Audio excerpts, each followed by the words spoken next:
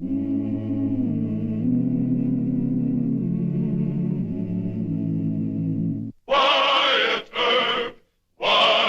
Earp, brave, courageous, and bold.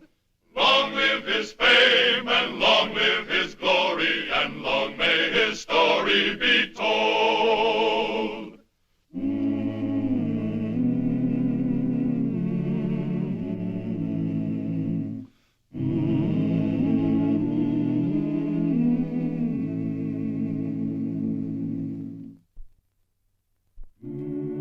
The major problem for Wyatt Earp, now that he was marshal of the cattle-loading town of Ellsworth, Kansas, was the Thompson brothers. They were gun-slinging terrors of the frontier, and Brother Bill was wanted for the murder of a sheriff. Unless Wyatt Earp could rid Ellsworth of these killers, and alone, he faced complete loss of influence as a marshal. Morning, Wyatt. Good morning, Judge. Mr. Masterson. What's the matter? You look a little worried. He sure is, Mr. Earp. A lot of Sheriff Whitney's friends want to organize a posse. I don't want a posse. They figure the Thompsons have had time to join their gang. They figure if you're going after them, you'll need help. I don't like posses, Ed. You can't go up against the Thompson outfit all by yourself, Mr. Earp. A posse only raises dust. They're only as fast as the slowest horse. I don't think Bill and Ben will want to join up with their gang. My hunch is that they're hiding out in the Bushwhacker section. Bushwhacker? You mean where the Indians used to hide for ambush? That's right. How you ever going to find the Thompsons in there? I think you might have something there, Wyatt. I can explain your theory to the men who sign up for posse work. Ought to satisfy them for a day or so. Well, thanks, Ed. Well, do me another favor, will you? Sure. Well, I'm expecting 2 Indian friends of mine. They're about the best trackers I've ever met. And I'd like for you as the judge and mayor to meet them. Indians? That's right. Mr. Brother of the war chief Many Battles, and his partner, Mr. Cousin of the chief Yellowhand. Oh, and be sure to call him Mr. Brother and Mr. Cousins. All right. What else do I do? Give them the key to the city? No, Ed, just decent respect will be enough. Sure, Wyatt. As soon as they hit town, I'll do the honors. Thanks. But Bat will tell you there's a lot of mean talk. It adds up to the feeling that you'd better arrest Bill Thompson quick, or a posse will do it for you. I don't want a posse yet. I'll arrest Thompson myself. I hope you do. Aren't you putting too much faith in those Indians? No, they're good men. So you and the judge think I ought to turn my job over to a posse before they take it away from me, huh? Well, what if the Indians do find Ben and Bill? You can't go into that place all alone, Mr. Earp. You better take me with you. You still want to be a marshal someday? Yes, sir. Well, then you better start learning what the job means. That's lonesome work, Mr. Masterson. You can't let a bunch of hot-headed citizens tell you what to do. Use your own head, get into your own brand of trouble, and think your own way out of it when you can't. But always be ready to shoot your way out. But you go it alone. In the Bushwhacker? Well, now, that's just a section of country full of rocks and brush.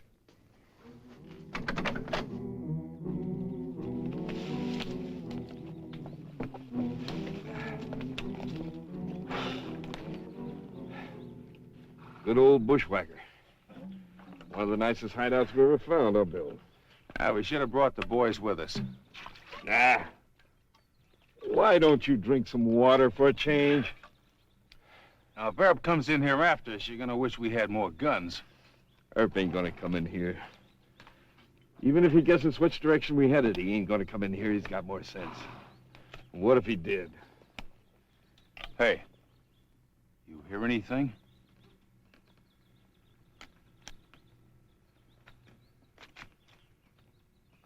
If you stopped drinking that whiskey, you wouldn't hear so many things.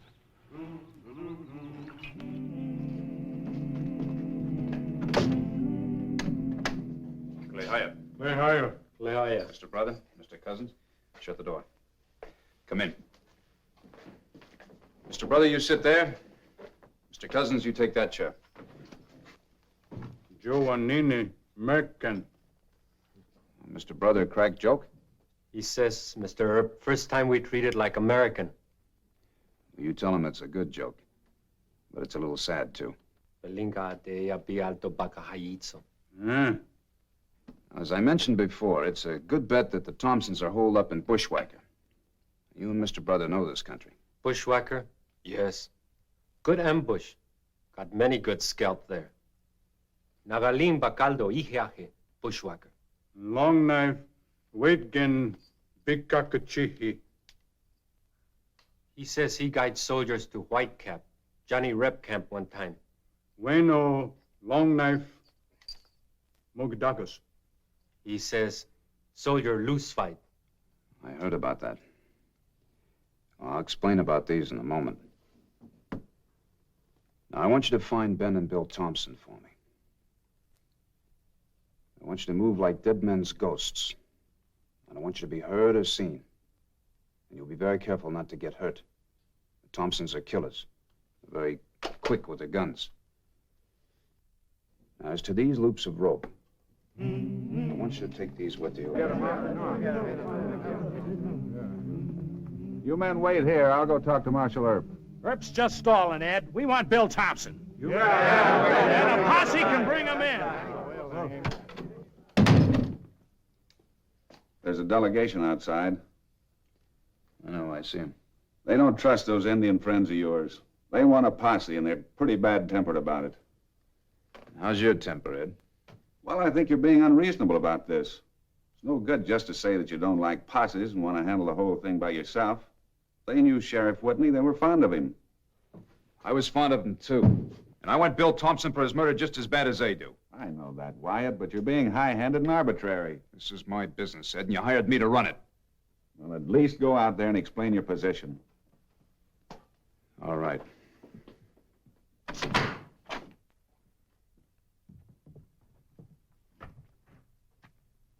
Well, Judge Miller tells me you gentlemen want to go after Bill Thompson. Well, we can't trust a couple of Indians. We want real action, Earp. All right, Mr. Davitt. Then you can lead the posse. But before I deputize you, I think it's only fair to tell you what you'll be up against. Now, my Indian friends have already sent word that Ben and Bill Thompson was spotted yesterday going into the bushwhackers section. Just the two of them, Wyatt? That's right. But I want to remind you, men, that Ben Thompson is one of the best hands with a gun I know of. He's already killed 18 men in gunfights. Now, his brother Bill's not near as good, but he... They don't scare us, Earp. Well, they're enough to scare me. Have any of you men ever gone to that tangle of brush and rock before? Well, a whole Union outfit went in there a couple of years ago, as Judge Miller may recall. They were cut to pieces by a handful of Confederate soldiers. Now, how many men does your posse expect to lose, Mr. Davitt? Well, I give you an estimate. In my opinion, Ben and Bill Thompson shooting from ambush could kill about 10 of you. But, Wyatt, if you lead the posse... I won't do that. I don't believe in the idea, and I won't be responsible for good men being killed unnecessarily. All right, you refuse to do your duty. It's not my duty to lead inexperienced men like you into a massacre. Well, we certainly got a long way with that, didn't we? He could be right, you know. He's lost his nerve. He's treating us like a passel of greenhorns. Now, whoa here. I'm sure that You Wyatt... stand up for Earp no matter what. Come on, man, we'll report back to the others at the meeting. Ellsworth may have a new marshal and a new mayor in about 3 days.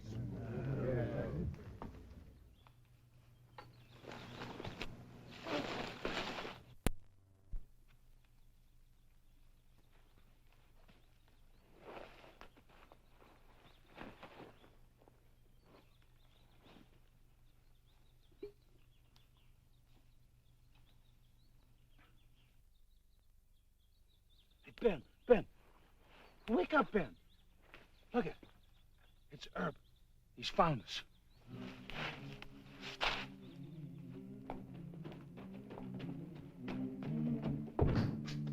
Judge Miller wants you to come to the meeting right away.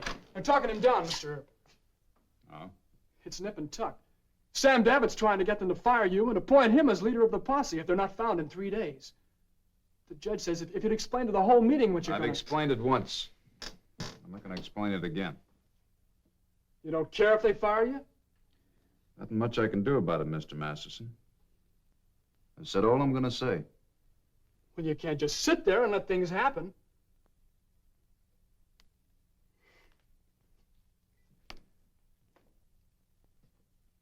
They're calling you a coward. They say you owned up to being scared of the Thompsons. Sit down, Mr. Masterson. You're seeing the worst of a peace officer's job. You sit still and wait. It's going to be dark before I hear from Mr. Brother and Mr. Cousin. In the meantime, I'm a coward, or I'm fired. At that town meeting, we'll just sit and talk. It just isn't fair. Well, what would you do? Lead a posse into an ambush? Let a couple of them get their head shot off? Well, what else? What if the Indians do find Ben and Bill? It'll still take a posse to get them out. You can't go in there alone. Yes, I can.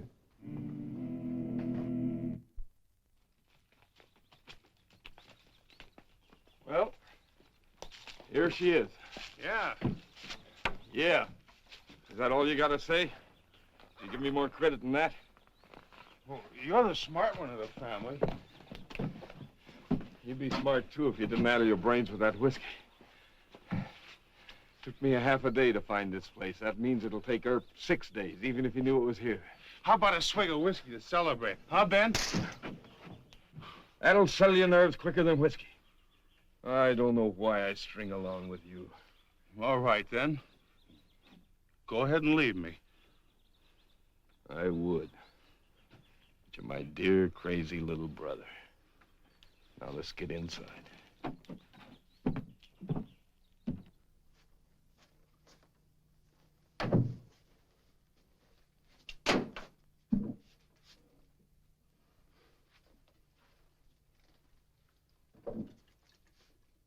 Still got some cool oil in it. Where are the matches? In your pocket. Find them, you're so bright about finding things.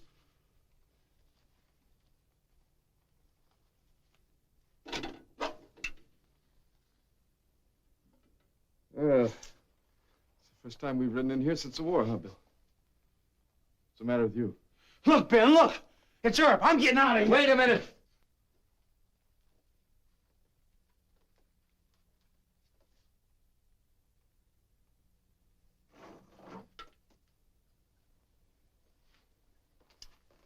Moccasin tracks.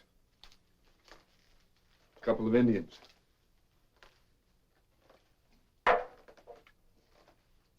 Earp must be hiring them.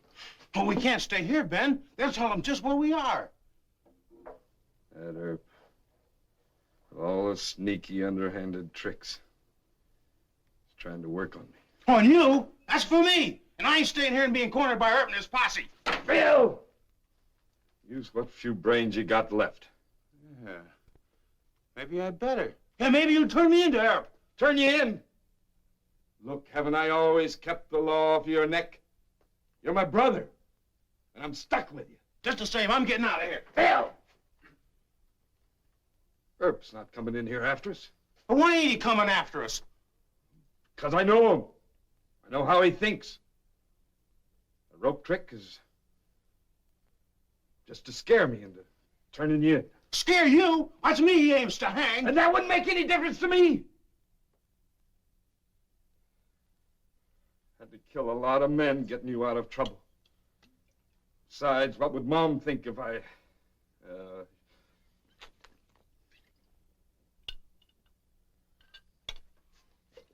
That's enough.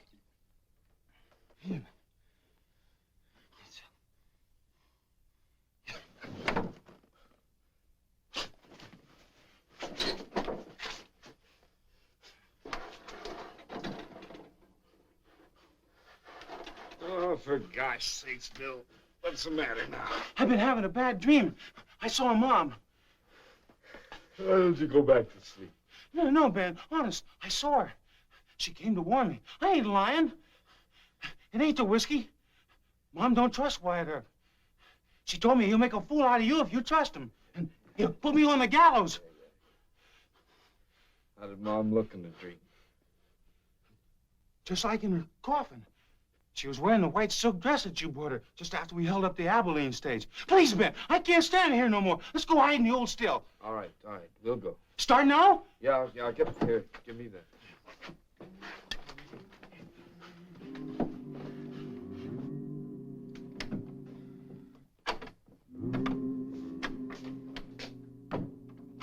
Bad news, Wyatt. The time is up. The posse forms in the morning, Mr. Earp. If you won't lead them, I'm ordered to. Won't you reconsider? No. I know what they're doing, and they don't.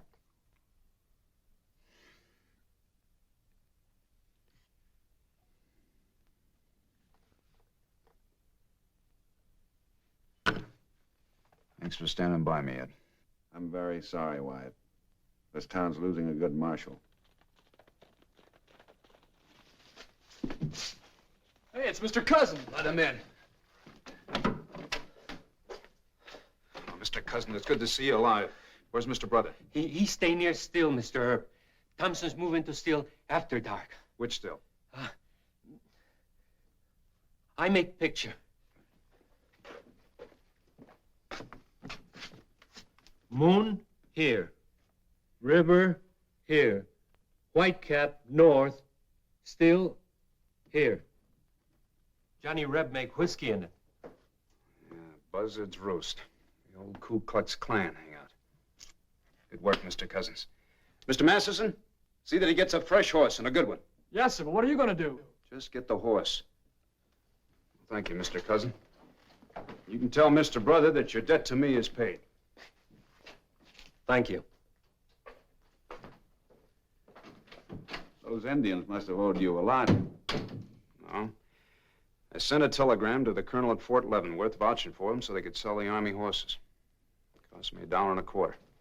You mean they tracked the Thompsons just for that? No, Ed, I also call him Mr. You're not going out now. It'll take over an hour to round up the posse.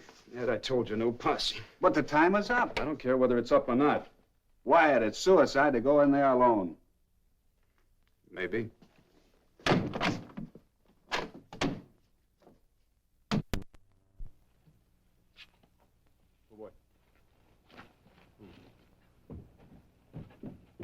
Mr. Herb. Mr. Herb, please, let me go with you. Not this time. But if something happens, if you're hurt or... Now, don't worry about that. I have friends who'll bring home the remains. But cheer up, Mr. Masterson. I don't think Ben Thompson will be any faster in the draw than usual.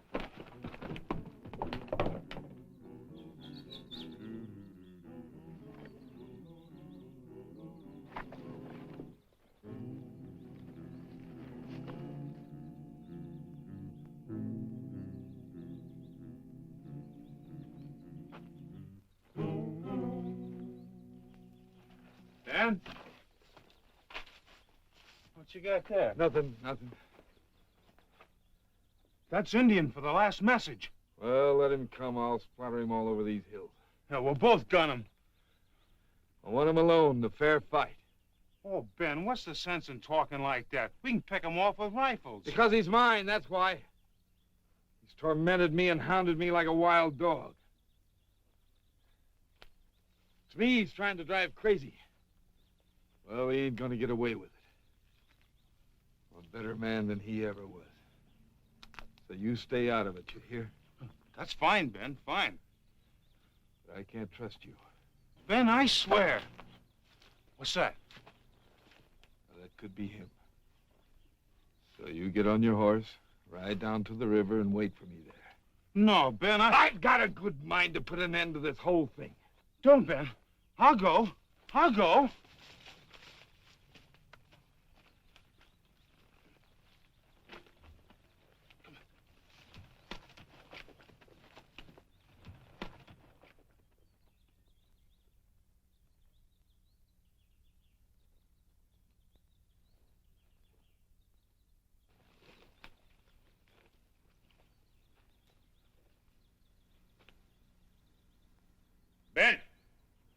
Ben Thompson. That you, Wyatt? That's right. I want your brother. Bill ain't here. You got a posse with you? No. I came alone. Well, that's just the way I want it. I'll be right out.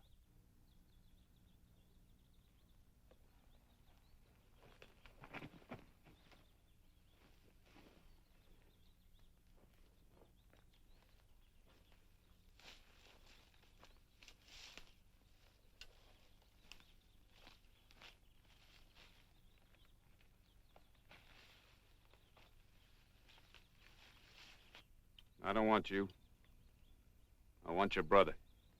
You ain't gonna get either one of us.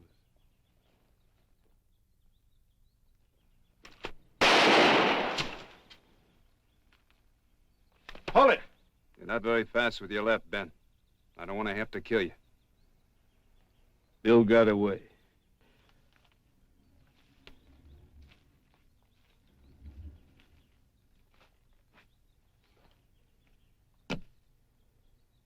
Go sit on that rock.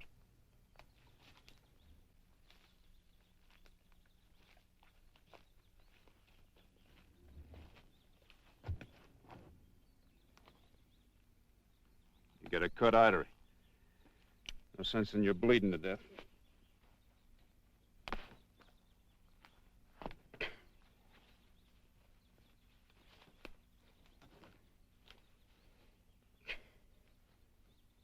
I don't understand you, Wyatt. Guess not. You had a chance to kill me, and you didn't take it. Won't even let me bleed to death. Why? I want Bill. To hang him? The law doesn't hang a crazy man. People down in Ellsworth don't know that. They're not the law. If you had any sense, you'd bring Bill in yourself. Sooner or later, he's bound to be killed. Maybe you'll go down with him. Maybe I won't. Well, then he'll turn hopelessly insane. A babbling lunatic on your hands. You wouldn't do that. Well, that's the deal I offer you, Ben. You bring Bill into Ellsworth, and I promise he'll be treated fairly. I don't take your promise. Wyatt.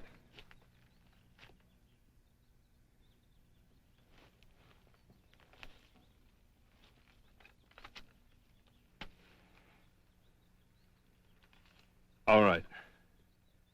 All right, you've made yourself a deal. I'll bring him in. See you at the jail, Ben.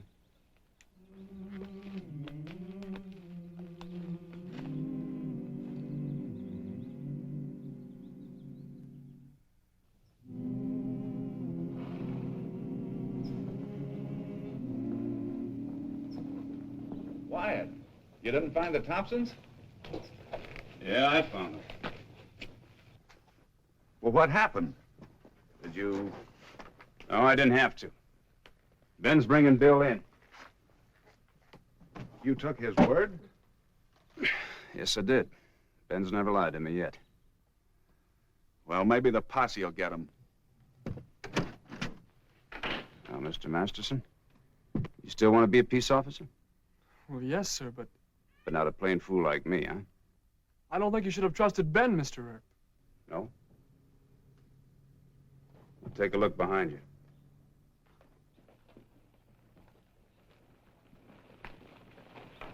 Well, you're right. Prompt, Ben. Would have been here sooner, but he got a little violent about the deal.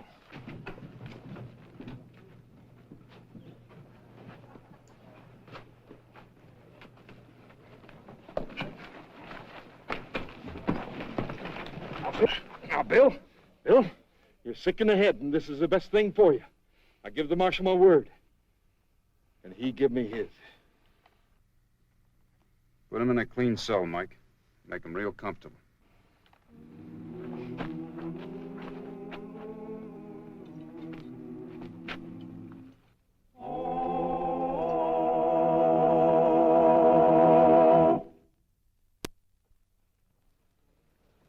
So long, Wyatt.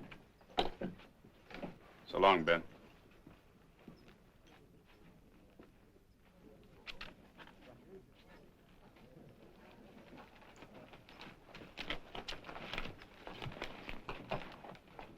You were right all the time, Mr. Earp. Sure. I could have been just as right and got killed. Or just as right and got fired. Yes, Mr. Masterson. I'm now a great marshal again. Well, that's the end of school for today.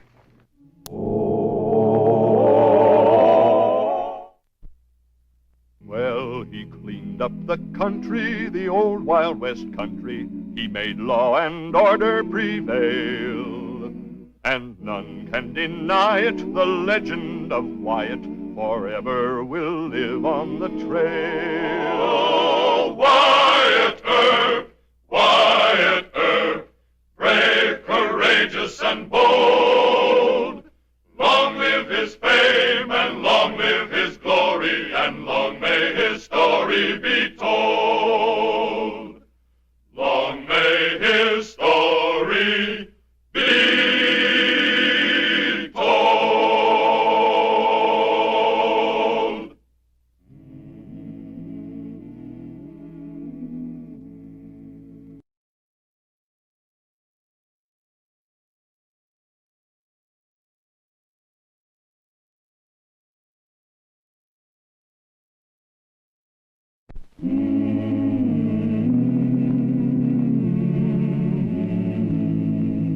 Wyatt Earp, brave, courageous, and bold. Long live his fame, and long live his glory, and long may his story be told.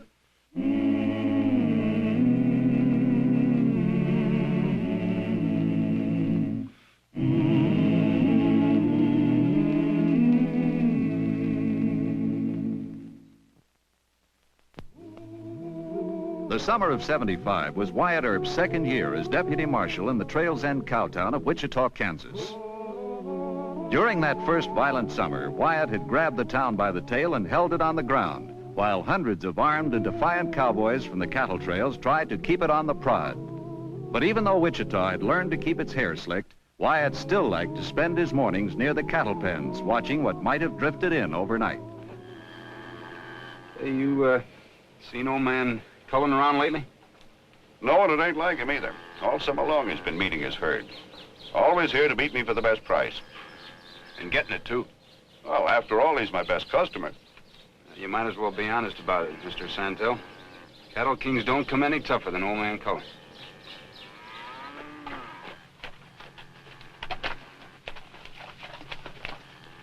Good morning, Brad. Where's your father? Selling a herd to the Army over at Dodge. She'll be back in a few days. Does anybody know Mr. Santel? I'm Santel, boy. What's on your mind? Well, I'm Brad Cullen. I'm trail boss of that herd there. I'd like to talk some business. You? Yeah, that's right, me. One of Cullen's sons. He's got authorization to sell the herd. Why doubt him? Well, no offense, kid, but I just couldn't imagine your old man letting anyone handle a sale for him. Am I forgiven? Guess you want to ride into town, get washed up. Well, after I talk business. You fellas go ahead. I'll ride back with you when you get all done.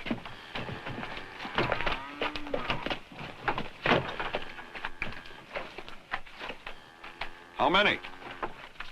500. That's closer to 4. No, I said 500. The lame and the blind ones, Hey, what's that?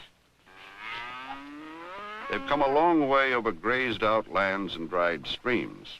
I wouldn't call them prime beef. Now, I'm offering you 500 prime beeves at 20 a head. The market's glutted. Prices dropped to $10 a head. You can take it or leave it. Now, look, mister, are you trying to take advantage of me? Because if you are... Your old man will come gunning for me, Look, kid, your pappy don't scare me one bit. At least, so long as Wyatt Earp's close by somewhere to help me out. I don't happen to be so lucky. Oh. All right. Seeing as it's Cullen beef I'm buying, I'll make it 15. Well, it's gotta be 20. Believe me, kid, I'm not bluffing and I'm not gouging. Buying season's over. I'm being as generous as I can, and I'm doing it for you, not for that great hard rock who happens to be your old man. Give me an hour to think it over? An hour to see some other brokers? Sure.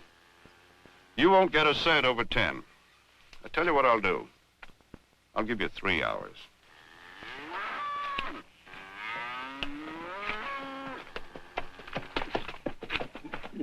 All ready? How'd you make out with Mr. Santel? He said the price is down. That's true. Oh, then I'm in for it. If I sell the herd short, Pompa like they kill me. If I don't, he'll rag me and hound me till I feel like killing him. He can be a miserable man over money. How old are you, Brad? Going on 19. Got you that, Buffalo. Why don't you just pack up and Get out like your older brothers did. Well, I'm the only one left. It's just me and Ma. I guess I'm the reason that she's staying around. She asking you to? Well, Now you're fooling yourself. You're afraid of your old man, that's all that's troubled you. You're still a kid. all right, I'll admit it. So I'm a kid. Okay, suppose I have your advice, Mr. Herb. What would you do if you were me? Well, if I was you, I'd go into town, get myself a square meal, and I'd make up my mind and stand pat in my decision. Oh, just as simple as that, huh? Yep. Make up your mind to something. Being a man is just that simple. Come on, we'll go into town.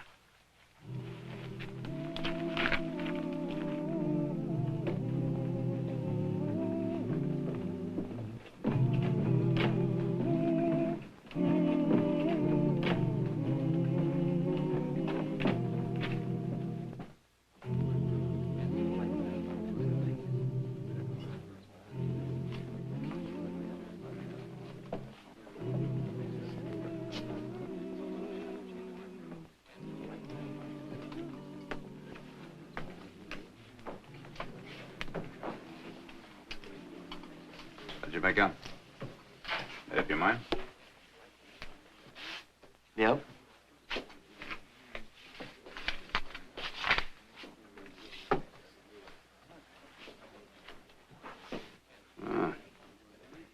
That's a heavy piece of paper to be carrying around all by yourself. You better ride out to your camp on Cowskin Creek, where you'll be among friends. What's the matter? Aren't you my friend? Well, that goes without saying, Brad, but that stuff's not. You, want me to hang on to it for you? You know, the more you talk, the more you sound like my old man. The more you sound like him, the less I like you. Now, you just go ahead with your business. I'll take care of mine. Okay, Brad. I guess you're the boss. I'll see you around.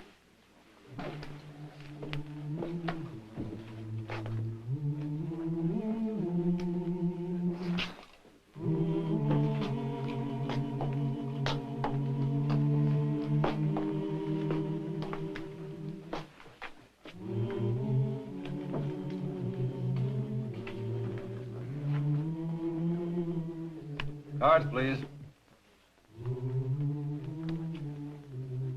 3 to you. 3, please. 1.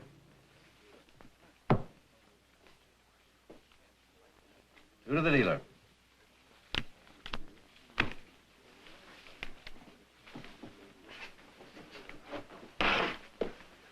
Wyatt. Thanks. How long's that been going on? Started a couple of hours ago, right after you left. Has he been buying? No. Them's his original chips. For a kid, he's doing real good.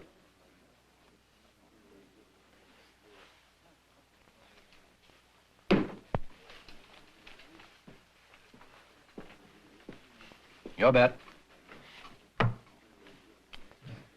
I call. 50 better than you, mister. I can't.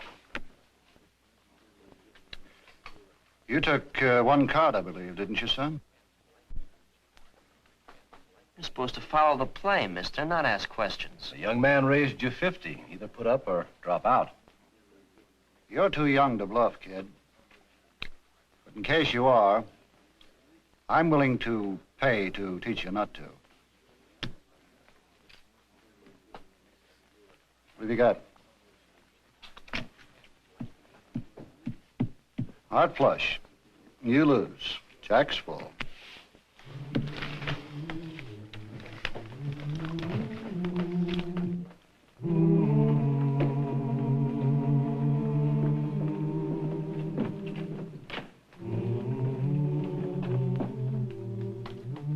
Very nice. And I'll call.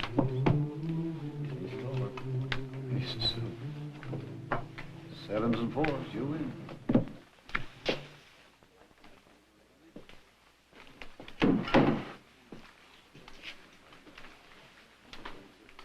Ah. Where's you care to join me for a drink, Mr. Earp? Huh? No, thanks.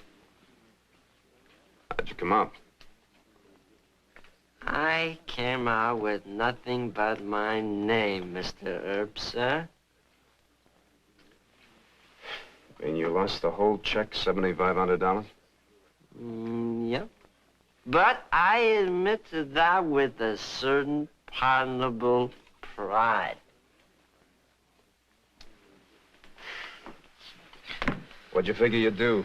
Get lucky and run that check up to what your father expected? Yeah. And you would have lied to him and told him you got more for the herd than you really did, is that it?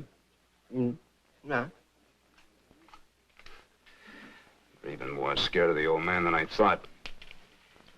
Well, now what do you tell him? The truth. Just tell the truth. In other words, you'd rather admit to being a bad gambler than a bad businessman, is that it? Well, that's about it, Mr. Earp. Bad luck is all can happen to anybody. But a bad business deal, or that's stupid, unforgivable. Don't you ever darken my door again, son. Ah. You better face up to it, Bradger. Father isn't going to believe that gambling story any more than I do. You played for a sucker. A sucker? That's right, sucker. Even though your father'd rather admit to a bad business deal than being played for a sucker by two tin horns. What are you talking about? Those two gamblers, they play it like a partnership. If either one of them gets a good hand, they bet it up. If you get a good hand, they fold. Their winnings are big, yours are small. Percentage-wise, they get all the edge. Even you ought to be able to see who's going to come out the winner. You mean they work together, they split afterwards? Right. They...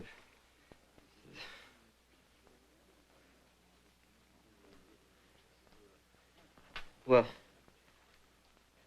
that means I've been robbed. Well, what are you going to do to get back my money? Nothing. Foster and his friend didn't break any laws. I got no legal grounds to make an arrest. But what they did was wrong, and you know it. The whiskey's gone to your head. You better go back to Cowskin Camp where you can sleep it off. Come on, I'll take you there myself.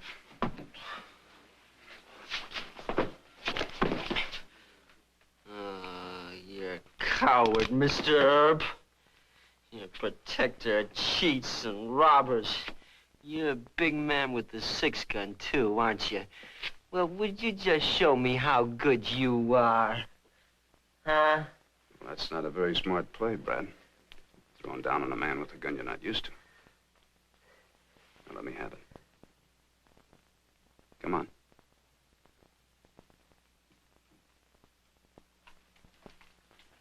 Come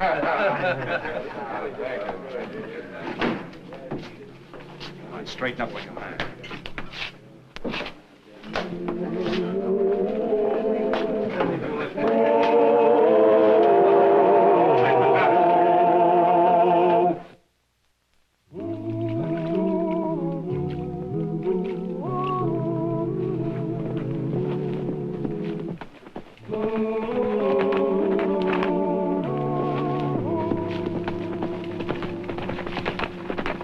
Take a look at Brad, boys. He sure tied one on. Yeah, and that ain't all. I was robbed, cheated, beaten up, and thrown in jail. Robbed? Yeah, that's right. Robbed. I was cleaned out. They took the check, the payroll, the money, everything. Didn't you go to the law? Of course I did. And I'm the one that gets thrown in jail. I'm going to put it to you straight. I'm for going back into town and getting what's mine. And yours. But I need help. Anybody want to volunteer? My mammy always told me the good Lord helps those that help themselves. I'm with you, kid. Always did want a chance to tree Wichita. Count me in, too. Okay. All right, we'll all jump. All right. Okay, come on, let's go then. Come on.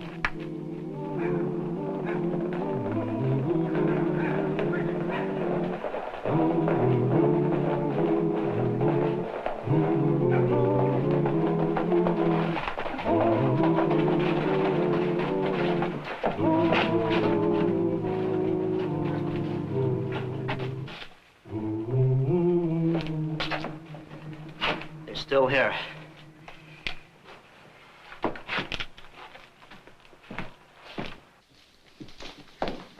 Everyone keep their hands on the table.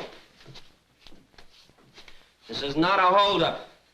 I was cheated at cards last night by these two men. All I want is the money I lost. Give me my check, mister. Well, I don't have it here, son. It's locked up in the house safe in the back room. Well, get in cash. $7,500. I don't have that much on me. You get it, Foster. I'm telling you, you get it from the other tables.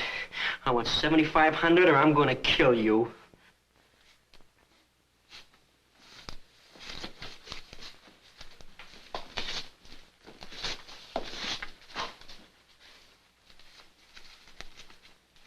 That's $2,000, Mac. Consider it a loan. How much you got, Hal? Let's see. Here's 5.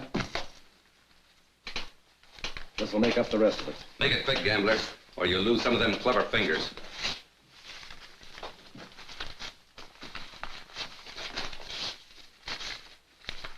There you are.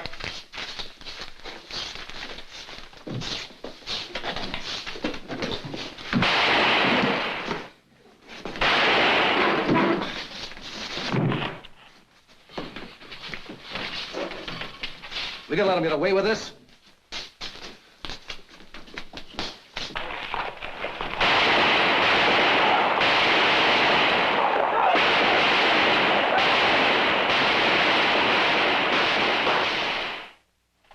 The charge is armed robbery. Is that right, Mr. Foster? Armed robbery, attempted murder. Mr. Havisham was seriously wounded, you know. There's no need to be so self-righteous, Mr. Foster. Your neck's not as clean as it could be either, you know. You cheated that kid the same as if you'd stacked the deck. If you think I've done anything illegal, why don't you arrest me? Well, sometimes there's a better way to take care of men like you. What are you up to, Earp? Well, I'll tell you this much, Mr. Foster. I'll arrest Brad Cullen and his punches as your request and bring him to trial. But by the time this is over, the whole town will know how you and your friend operate. I may not be able to touch you legally, but the average citizen still has a sense of fair play. These warrants are ready to sign, Mr. Foster. Right on this line, please. How many more men will we need, Wyatt? I'll make the arrest myself. You can't go into that cow camp alone. Well, I'll tell you, Sam. Brad Cullen and his men aren't hardened criminals. The best way to handle a thing like this is to treat it like a family quarrel. All right, Mr. Foster. Let me have the warrants.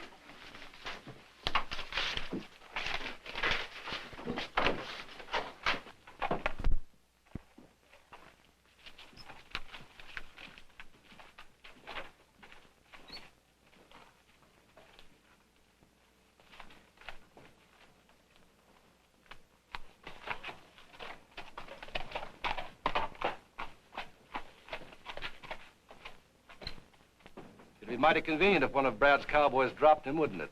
Are you out of your mind, Foster? No, but I'm thinking about who'd be getting blamed if Earp was found dead between here and Cullen's ranch.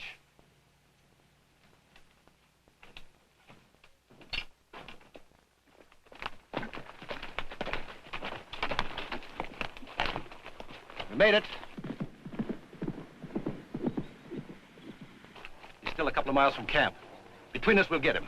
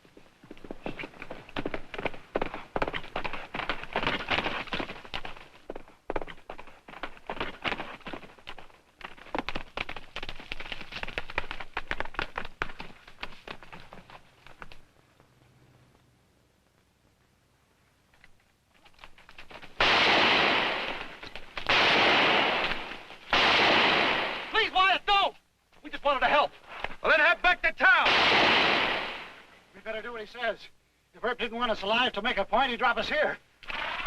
We'll do what you say. When you get to Wichita, keep on going.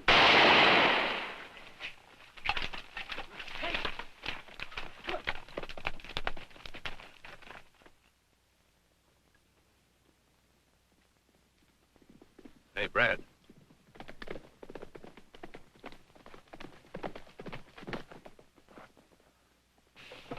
Who is that, son? That's, Wyatt Earp. You stay where you are. I'll talk to him.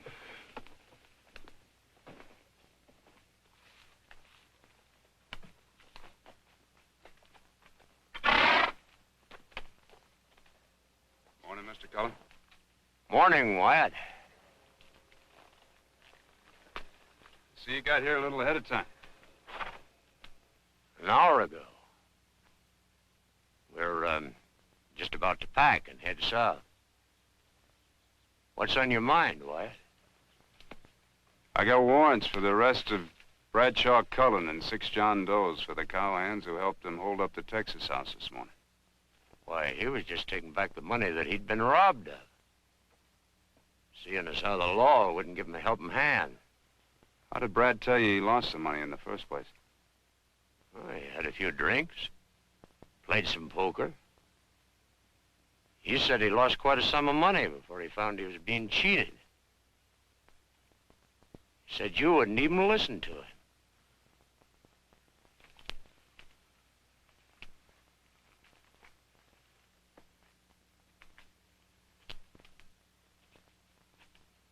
You're not arresting anyone from this camp, Wyatt. I'm arresting your son and 6 cowhands, Mr. Cullen. Now get out of my way.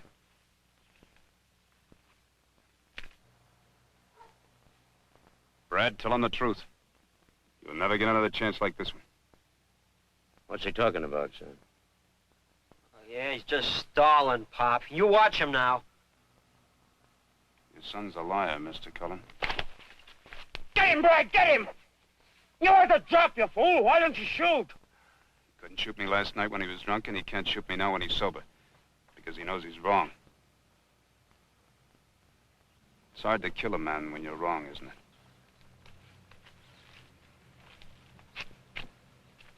Thanks. Pop? I lied, Pop. I sold the herd short of what you wanted and tried to make it up gambling. The rest is like I told you. You sold the herd? That's right. The funny thing is, I'm not afraid to admit it. Not now. Not anymore. I was a coward, a liar, and a thief. I was all that just to please you. What kind of a son are you? What are you talking about? You'll never do this to me again, Pop. I'm not coming home anymore. Mr. Earp, I'll go saddle me up a horse and then we can go. Now, you don't have to take the other boys in. They didn't know the truth. I'm the only one you want.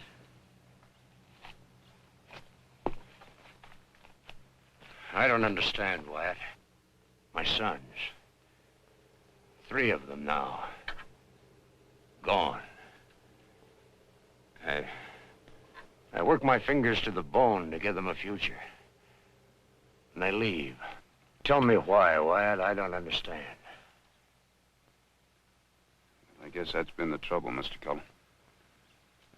There comes a time when a young fella has to move out. Learn to be somebody all by himself. I guess you just never learned when to let go.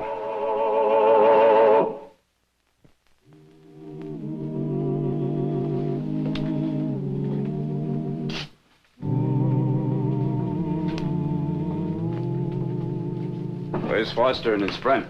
They rode out for Dodge early this morning. I left this for you.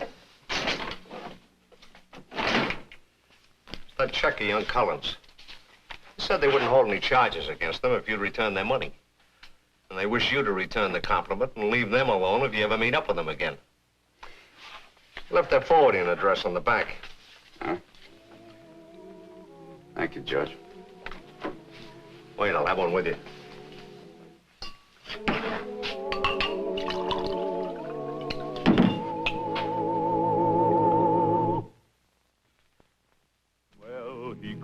up the country, the old Wild West country. He made law and order prevail, and none can deny it. The legend of Wyatt forever will live on the trail. Oh, Wyatt Earp, Wyatt Earp, brave, courageous, and bold. Long live his fame, and long live his glory, and long may his story be told. Long may his story be told.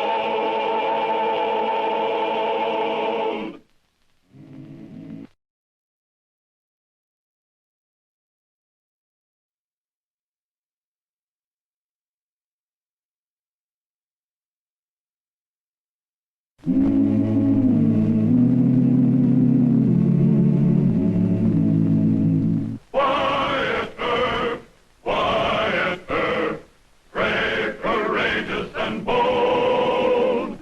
Long live his fame, and long live his glory, and long may his story be told.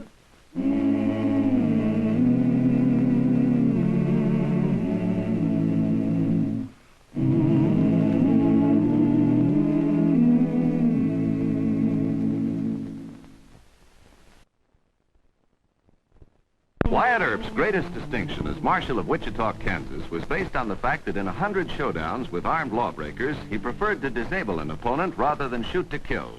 But George Peshour, a renegade of such villainy that he was expelled from the Thompson gang of outlaws, managed to anger Wyatt into a killing temper.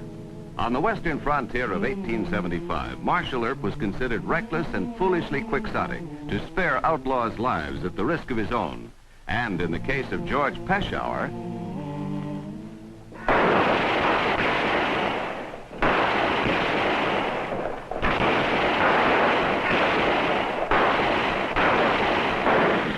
All right, men, check in your guns quick. When Earp shows up, nobody knows nothing about this hoorah. I'm in town on business, but Rawhide and Deacon Earp, that's my pleasure. I beg your pardon. Are you by any chance Mr. George Peshour? That's right. You must be that English fella. Oh, you can tell? Don't worry about it, son. Time you spent a couple of months on that spread you figured on buying, you look like a cowman same as anybody else. I shall try to be, Mr. Peshour. What do you say? Let's go in and get a drink. Thank you. I'd like...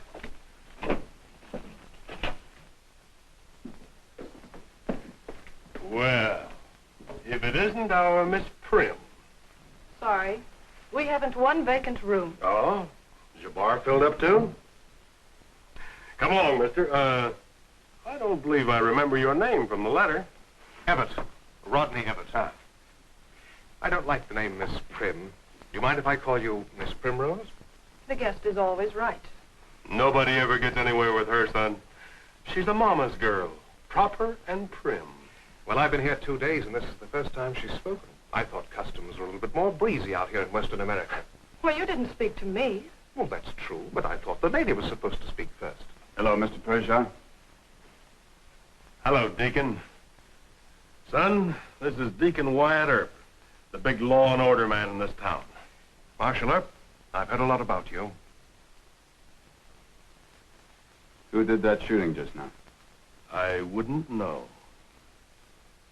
You wouldn't, huh?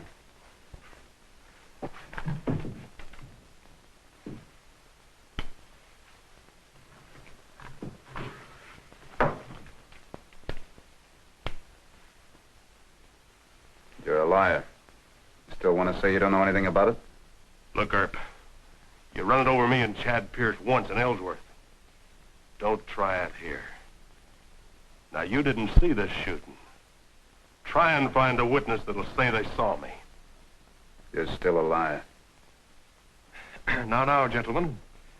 Aren't those fighting words here in Western America? Come on, son. We got business to talk over. He's wearing guns. I'm not. I'll say that I saw him. Did you, Miss Coyle? No. But if it'll help you put him in jail, well, I'm morally certain that he and his crowd did it. So am I. But you stay out of this, Mr. Peshawar is a real nasty man. Is that, Englishman a friend of his? I don't know. Mr. Evett checked in yesterday.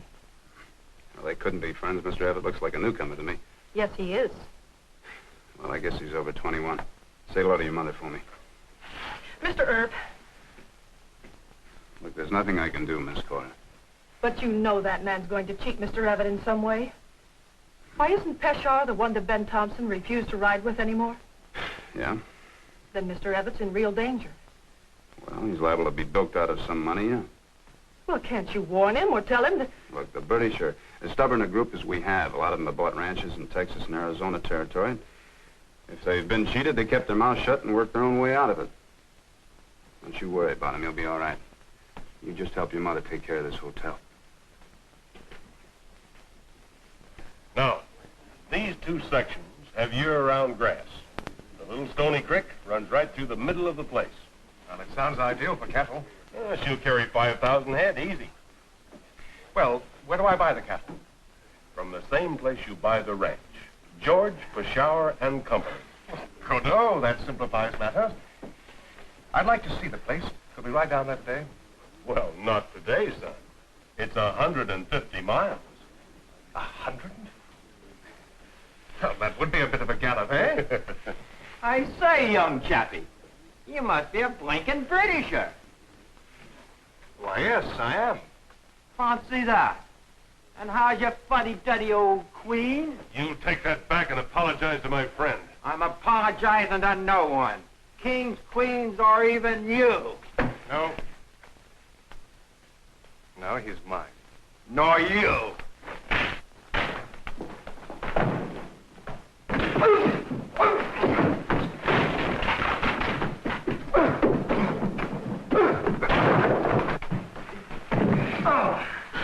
Stop it! I'll fix you. No!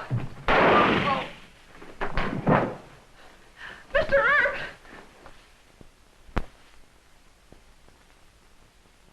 You killed him. I had to.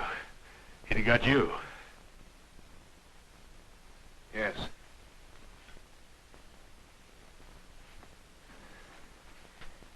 I don't know what to say. Thank you, man, for saving one's life is a... No, forget it, son. I won't forget it, Mr. Peshawar. I won't forget it. This man tried to shoot me. My friend here shot him first. Is that the way it happened? Mr. Evett and the cowhand were fist fighting. Then Mr. Evett knocked him down and he drew a gun from the rack. Mr. Peshawar shot first. With what? With this? You're under arrest. For saving my friend Evett? No, for not checking this. Marshal, it's obvious that... There'll be an inquest. You can tell your story then. Men, pick him up and carry him to Dr. Fabric's office.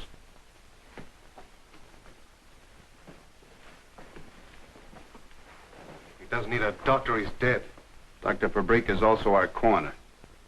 Come on, we'll take a walk over to the jail.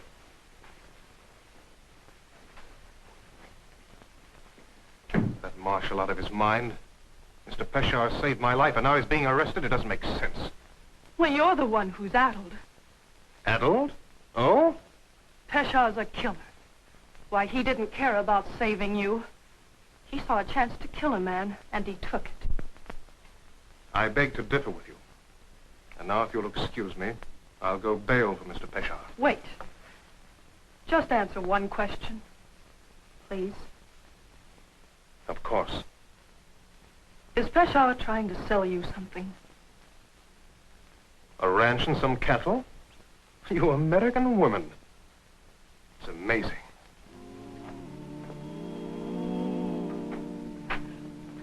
Cora. Yes, Mother. Lock the door. Lock the door. Oh, this is dreadful. Right in our own lobby. Oh, we never should have bought this hotel. And you, poor child, had to see it. I don't see how you managed not to faint. Now, Mother, you know I never... What's to become of us? And of this hotel? Just business as usual, Mother. Oh, Cora, how can you be so calm? A shooting right in our lobby. But it's going to be a lot worse. What? I just finished talking to Jed, and he said that... Jed? One of our bartenders, Mother. Oh, yes, Jed. He's one of our bartenders. Yes. He said that Mr. Everett is going to buy a ranch and a lot of cattle for 10,000 pounds. Why, Mother, that's almost $50,000. Oh, well, that boy has an extremely rich family in England if he wants to buy a ranch. But, Mother, he's dealing with George Peshawar. Oh. Oh. Is he the man who shot the other man? Yes. Oh, but the ranch deal, Cora, that's simply a business transaction. What on earth's worrying you? Jed says the ranch isn't any good, and that most of the cattle was stolen. Oh, dear. We can't let Peshawar cheat Mr. Everett. What can we do about it? Mother, I want you to go to Mr. Earp. Ask him to investigate this. Me? Oh, Cora. But he'll listen to you. And then we can get Jed to tell him about Peshawar's ranch and the cattle. Oh, no. No, that's quite impossible. It wouldn't do at all. Well, why not? Well, it just wouldn't, that's all. Mr. Peshawar might think we were interfering and... Well, it just isn't a matter that a lady can discuss. All right. I'm not a lady. Cora! Oh, I didn't bring it.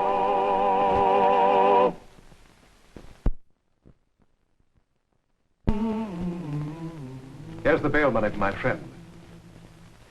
I don't know much about your American law, Mr. Earp, but I have the distinct impression that it follows most of the English statutes. Or am I in error? No, Mr. Everett, you're not in error. We derive from English law. Then any offense less than murder is bailable. True. But killing a man in a gunfight is murder, technically.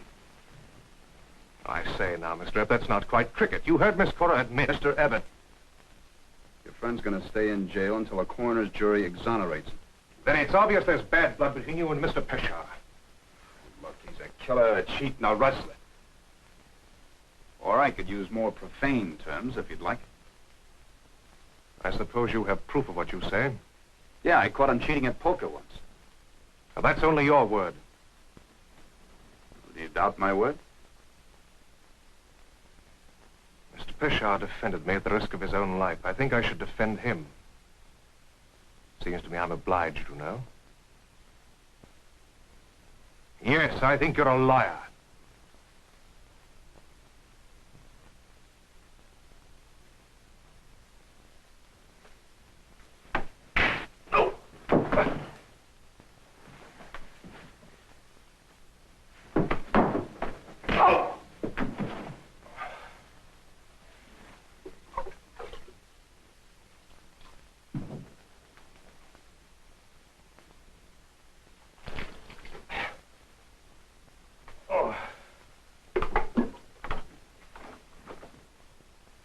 Marshal Earp, what happened? We had a bit of a row.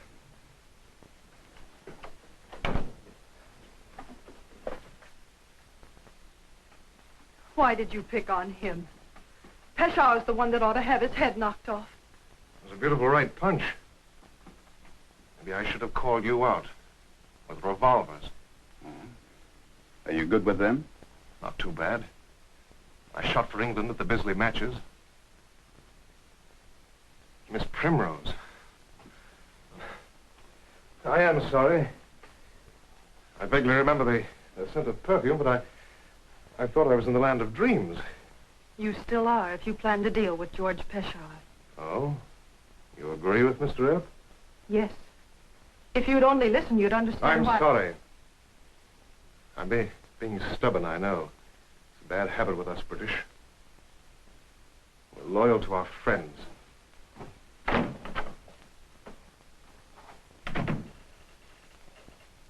I tried, Miss Cora.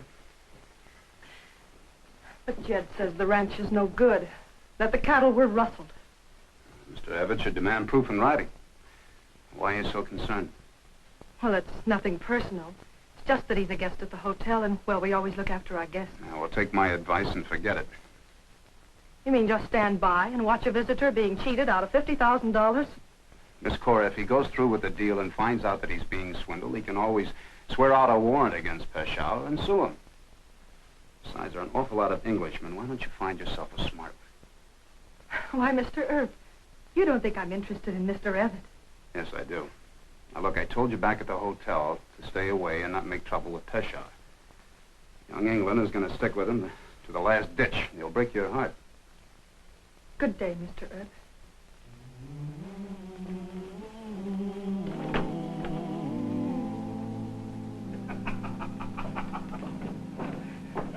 We sure made a monkey out of Earp.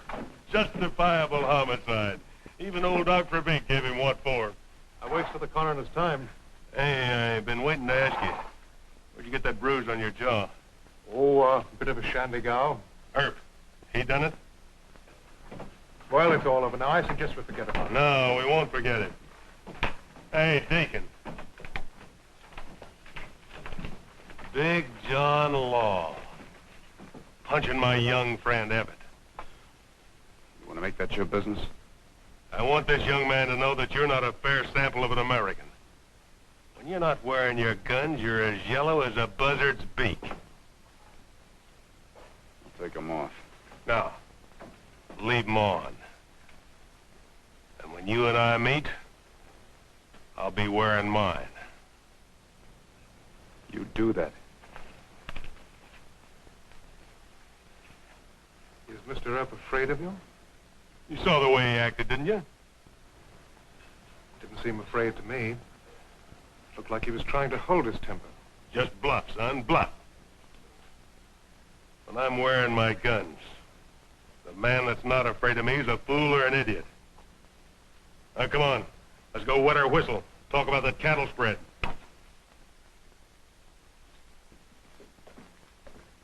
Well, Miss Prim. I'll be with you in a moment, Mr. Peshar. No hurry at all, young man. I'd like a word with you, if I may, Miss Gill. Why, certainly. Is something wrong with our service? No, but there is something wrong with me. Oh? It's really quite important. Could we go into your parlor? Well, just for a moment. Mother's busy in the dining room, and I have to watch the desk. Just for a moment.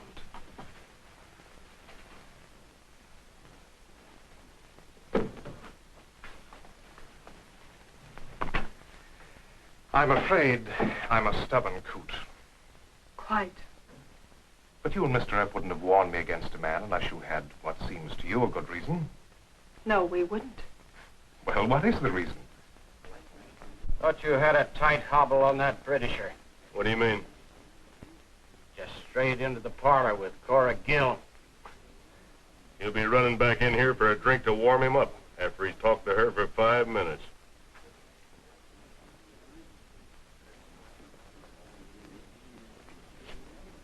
And Mr. Earp says that you should ask for proof of everything in writing. I haven't any proof. You must think me quite a simpleton. I had no intention of buying from Mr. Peshar sight unseen. Well, I'm certainly glad to hear that. You see, the ranch was listed with Higby and Pelham in London. They're quite reliable brokers. He sent me a complete description of the ranch with photographs. Well, it's your money, Mr. Evans. But I must look at the ranch, you know. I mean, in justice to Mr. Peshar. Tell me, do you plan to take much cash with you? I have given you a dreadful impression of stupidity. No, I carry a Bank of England drops. You're not stupid. Now, isn't that odd? What? Well, how happy I feel just to hear you say, I'm not stupid. It's quite true, you know. I've been in love with you for the last half hour at least. Longer than that. Really? Excuse me, Miss Cora. Mr. Peshar wants to see Mr. Everett right away. I'll tell him in a few minutes. No. No, he mustn't get the idea You're that... quite right. You wait right here. I've got much more to say to you. And I've got a lot to think about.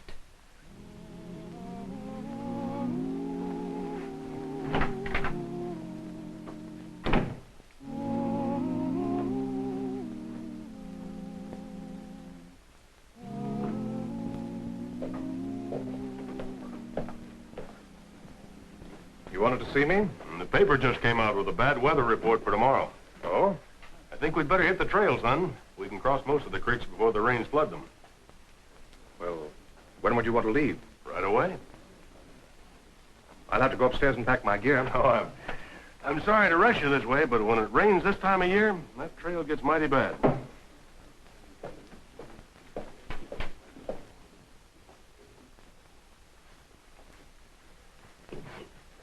Earp and these fool laws.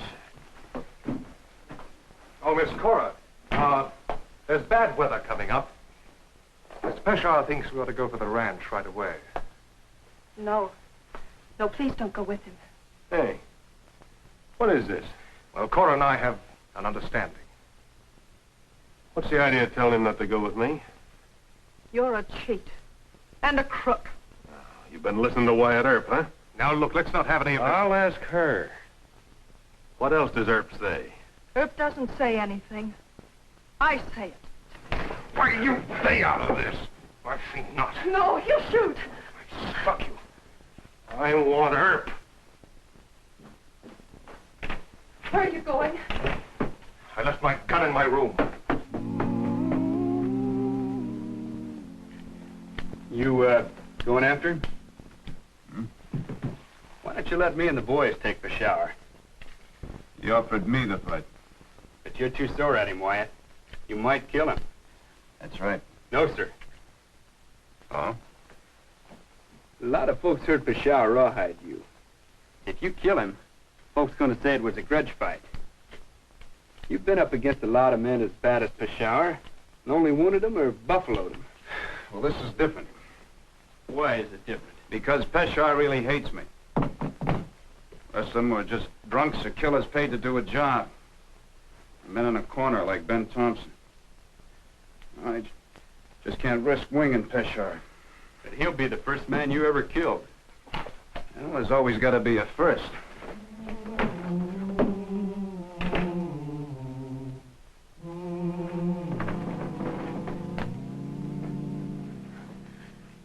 Oh, no, you're not. It's my job. It's not your job. The fight's between him and Mr. Earp. No, it's my fight. You can't do anything with a gun. Mr. Earp's been in 100 fights. He can take care of Peshawar. You let him handle this. No. A man must shoot his own tigers. Well, you can't love me and do this. I love you very much.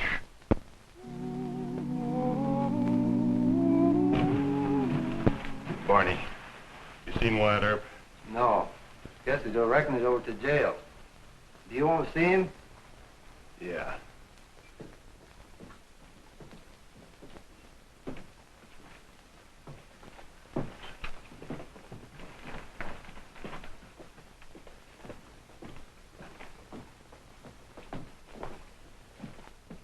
Yeah, I want to see him.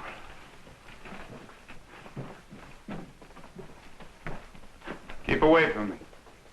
Get out of range.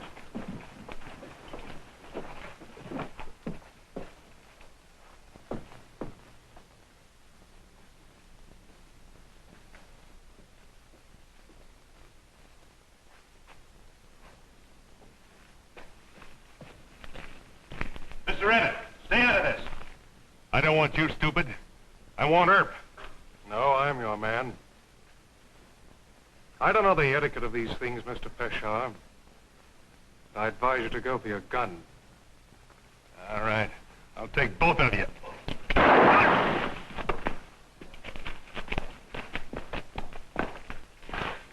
Why'd you butt in? Well, it's my job. He's not dead, is he? No. Where'd you aim? Shoulder shot? You hit him in the chest. Why don't you aim for the heart? Well, I had to spare his life. He saved mine, you know.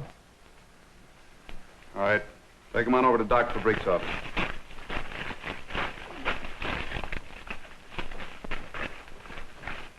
Give me your gun. Oh. Of course.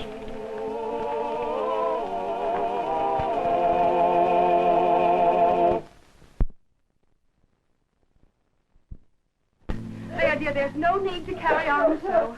I told you, if we had stayed in Chicago... Oh, if we'd stayed in Chicago and I'd married Mr. Donaldson. Stop it! Stop it! Now, dear, if you had just listened to me... that English boy, did he get hurt? No, ma'am. Oh, thank heaven. There you see, Cora, now everything's going to be all right. Oh, I begged him not to go, but he went anyway. Mr. Evatt's a fine man. I think he saved Mr. Peshar's life twice. Saved his life twice. Well, he didn't kill him, and he kept me from temptation. Well, then what did happen to Mr. Peshawar? Well, he'll live. He got shot in the chest. Miss Cora, I told you there were an awful lot of Englishmen, but I think you ought to stop looking. Did you put Rodney in jail? Have you no shame? A man who went out to meet a desperado. A man who might have saved your life. A man... Rodney. Oh, Rodney. Oh, Mr. Earp, you had him up your sleeve all the time. You know, he's so much like that boy in Chicago. Why, you know, I don't think that Mr. Donaldson knows, but doesn't that other boy... Well, he cleaned up the country, the old Wild West country. He made law and order prevail. And none can deny it, the legend of Wyatt forever will live on the trail. Oh, Wyatt Earp, Wyatt Earp, brave, courageous, and bold. Long live his fame, and long live his glory, and long may his story be told.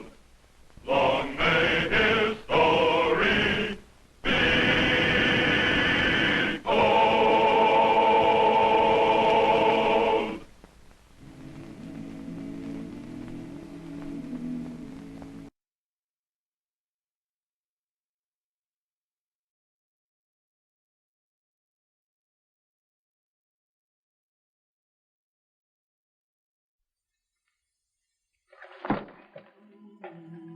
We aim to corner up in the alley and blow that tin star he wears clean through him. Yeah.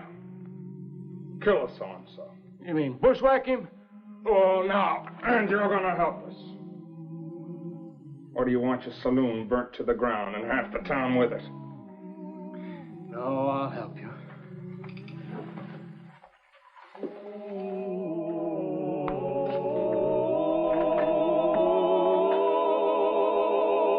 Wyatt Earp, Wyatt Earp, brave, courageous, and bold.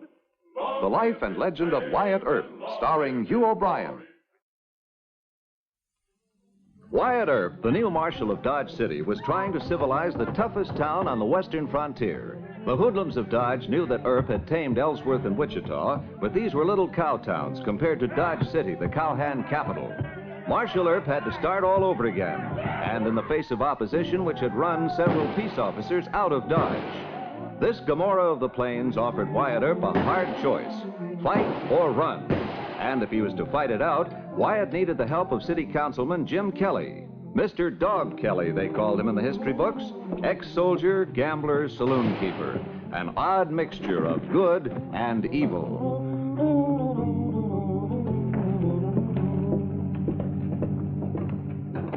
This place won't open until I feel like it.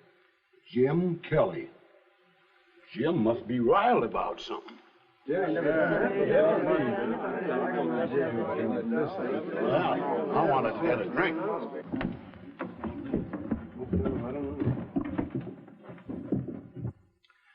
It's like I was bewitched by this fella, Earp Deacon. He comes in here and fast talks me into helping him against the Big T outfit. I got no business helping him against good customers like the Big T Ranch boys. Who's next? What's the next donation? The Reverend Halkett. Give him 50. Why should I have helped Wyatt Earp? Who's Wyatt Earp? Nothing but a smart aleck young John Law. He'll be here today and dead tomorrow. Who's next? Mrs. Jenkins and children. Give him the same as we gave him last month. Like I was saying, Deacon, Earp had no call on me, none at all. But I round up some special deputies and 50 sticks of dynamite, and then what does Earp do? He blows up their cattle pens and turns all the wild steers loose. So the Big T cowhands have to quit shooting at Charlie Bassett and Bill Tillman in the depot. They got to ride half a day collecting steers. 2 Big T hands get killed and Earp creases their foreman's skull. I need my head cracked open for having anything to do with Wyatt Earp. You didn't know how Rough Earp plays it, boss. How much for Father Shevlin? Father Shevlin, is it? The way that man keeps after me. Not a dime. Not 1 penny. More than 200. All right. That finishes the list. Ain't you due at the city council meeting? No. Earp wants me to vote to close this town up tight. The gall of him. Does he think the big cattle driving outfits are going to stand for that without killing him? And maybe me? By Joe, I'm in my right mind now. And if you ever see Jim Kelly give Wyatt Earp so much as the back of his hand, this whole saloon is yours, Deacon. Now you got my oath on it. All right, Sparky, open her up. Open her up wide and let them start drinking. Maybe they'll punch Marshal Earp in the nose.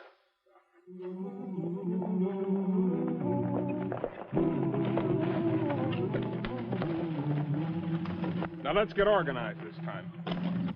We make our play in real Big T style. We scatter and take the back streets to Gruber's livery barn. We leave the horses there, and then we get ready to move on that Kelly. It wasn't Kelly's fault. What? Earp forced him to it. Ah, quit your jabbering. It was both their faults. 2 of our men are dead, and Gus Andrews will be laid up for weeks. And we don't take that off on nobody. No, that's right. We're fixing Kelly first, and then the Big T will get Wyatt Earp. Now move.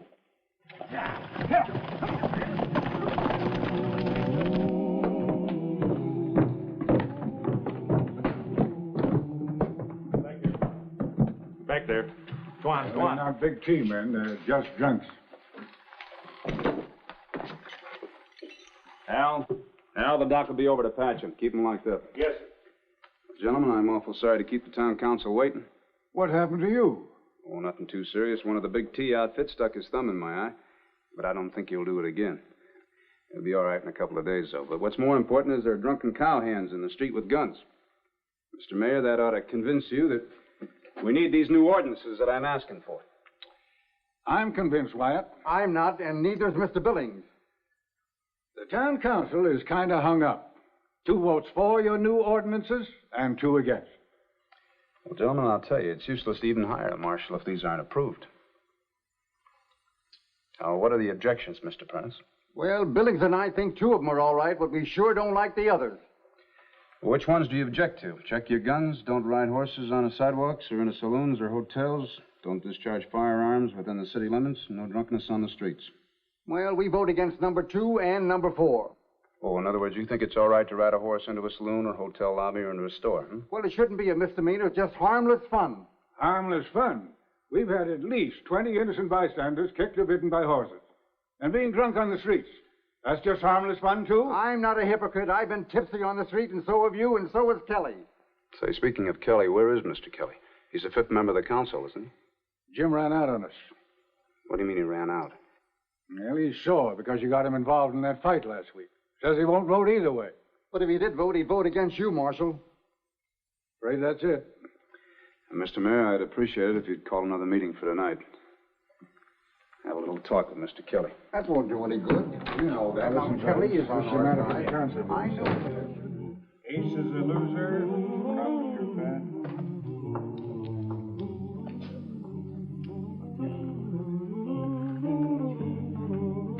Three is a winner.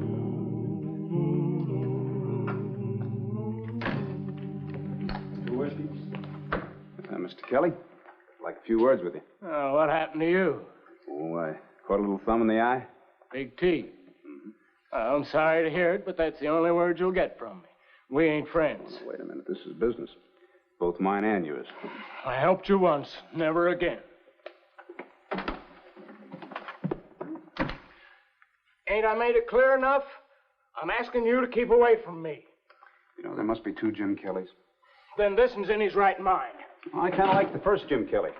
It's the one that helped me put a stop to that Big T outfit from tearing this town apart about a week ago. Then you like mush-headed idiots. Now you're talking to the real Jim Kelly.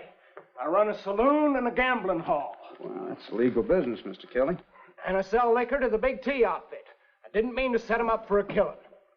Oh, no, wait a minute. Wait a minute. Bassett and Tillman shot in line of duty. It was self-defense. Stop trying to argue with me. You got a slick poison tongue, Earp. You and your two Kellys. Well, I'm sick of looking at you, and I ain't gonna talk to you. And by George, if you don't get out of here... Mr. Kelly.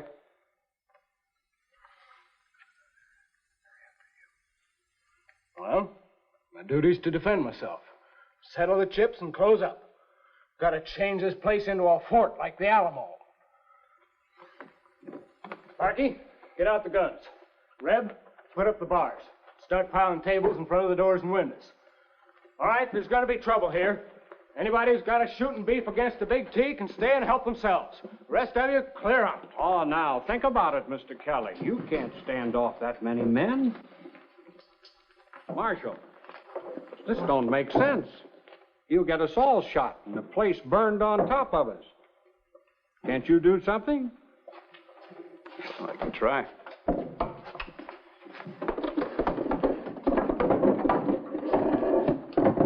You sure you got your facts straight? Yes. And you can leave for the back door. You know, this is no place to make a fight, Mr. Kelly. Whose fight is it? It's more mine than it is yours.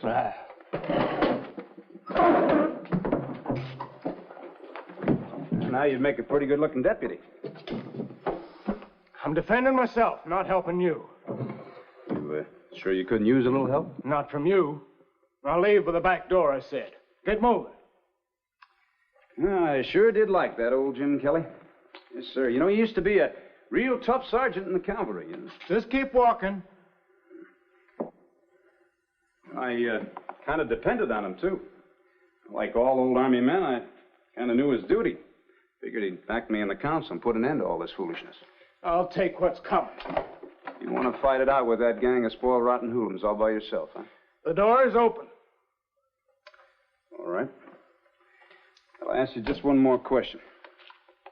I'll ask it of the Jim Kelly that you claim to be right now. Now, what's the sense in turning your back on the law and trying alone to shoot out a hoodlum grudge? Because I am a hoodlum. Because this is a hoodlum town. And that's the way Dodge is going to stay. The likes of you won't change it. Well, I'm going to sure try to change it. Well, good luck to you against the Big T outfit, Mr. Councilman. 2 Jim Kellys. That young smart aleck. Hey! Who put buckshot in my gun? I want slugs! Buffalo slugs! Howdy, Mr. Mayor. Haven't you heard the news? The Big T outfit is coming into town to shoot up Kelly's place. Oh, maybe. What the stage driver saw him. 10 or 15 guns. About a half an hour out of town. Well, aren't you going to do something? No, sir. What? Oh, I don't think they're going to hurt Kelly much. Why do you say that? The Big T outfit has every reason to crack down on Kelly. Well, I think they kind of like Kelly. At least the hoodlum part of him. Anyway, they're not after him. They're after Bassett, Tillman, and me. But Bill Tillman and Charlie Bassett aren't in town. Yeah, I know. That leaves me. I guess I don't know you very well, yet. But if a crowd of range stuffs was coming after me, I'd be swearing in special deputies and getting ready to blast them from every building on Front Street. Well, I can't do that. Why not? Well, because of public opinion, Mr. Mayor. It's my most important weapon. If I'm going to do any good here in Dodge, I can't go around shooting people from ambush. But you think you can afford to let Kelly get hurt and have his saloon wrecked? Well, I think there's some kind of a trick. Trick? Yes, sir. Studying cowhands kept me alive in Ellsworth and Wichita. I don't think that Big T outfit's going to jump me in an open fight. Now, they've already lost their 3 best men. They haven't had time yet to hire any real fast guns. But they'll jump Kelly. Maybe. But I don't aim to let anything too bad happen. You're going to try and save his life? Why? Well, because he's got the deciding vote in the council. I want his vote for those ordinances. That's a mighty cold-blooded way to look at it. Well, I'm in a mighty cold-blooded business. Say, did it ever occur to you that there are 2 Jim Kellys? Sir, one would sell me out, a flash of Irish temper, and the other would weep and plant shamrocks in my grave. Pretty soon we're going to find out which Kelly comes out on top. It's going to be a pretty close fight.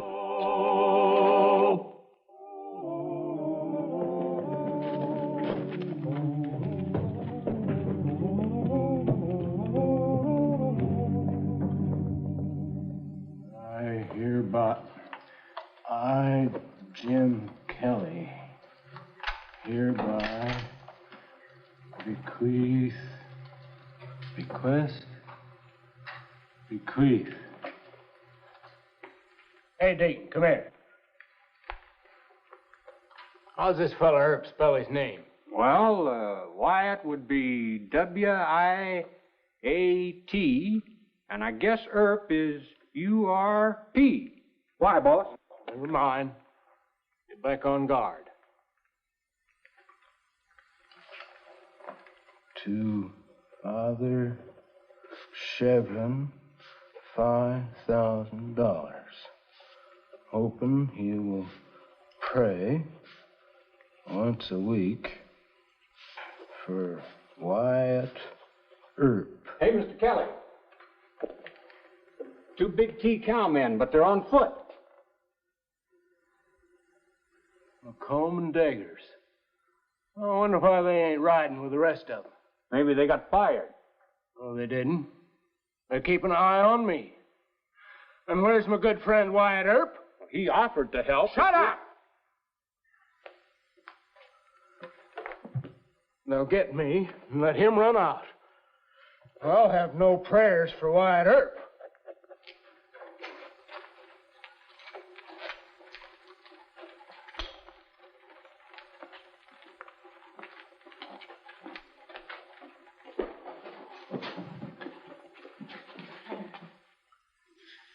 Something's wrong. When the big T comes after you, they don't stall around.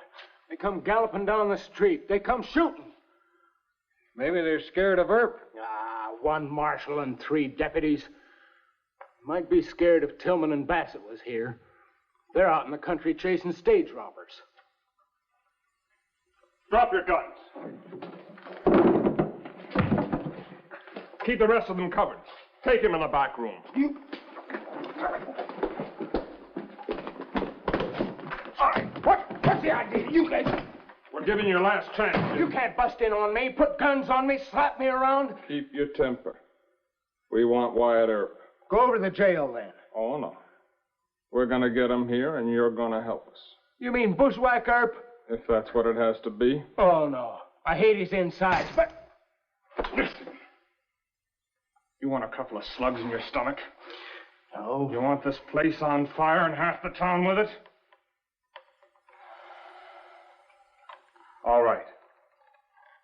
And the first thing you do is open for business just like nothing ever happened. What is going to happen? I'll tell you all about it, Kelly. Now get it open.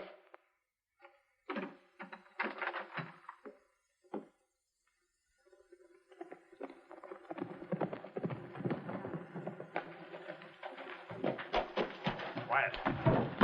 There are 8 T-brand horses at Gruber's livery stable. Where'd the men go? Gruber thinks they went to get something to drink. It's a false alarm, I reckon. Now, that could be a few of them over there. You and Pete wait a couple of minutes and then go tell them to get out of town. Shall we pass the word to Mr. Kelly? And let him sweat.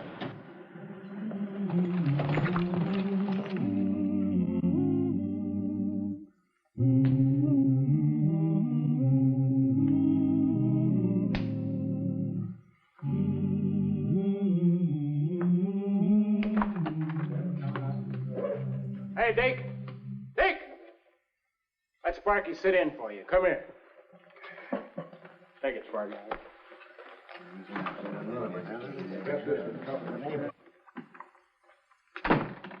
I ain't going through with it. Huh? I don't hate Earp that much. Oh, now, think about this. You can't double-cross the big T. Well, it's murder they plan. You want murder on your soul? I ain't got a soul. All men got souls. Now, don't you never say that again. All right, all right.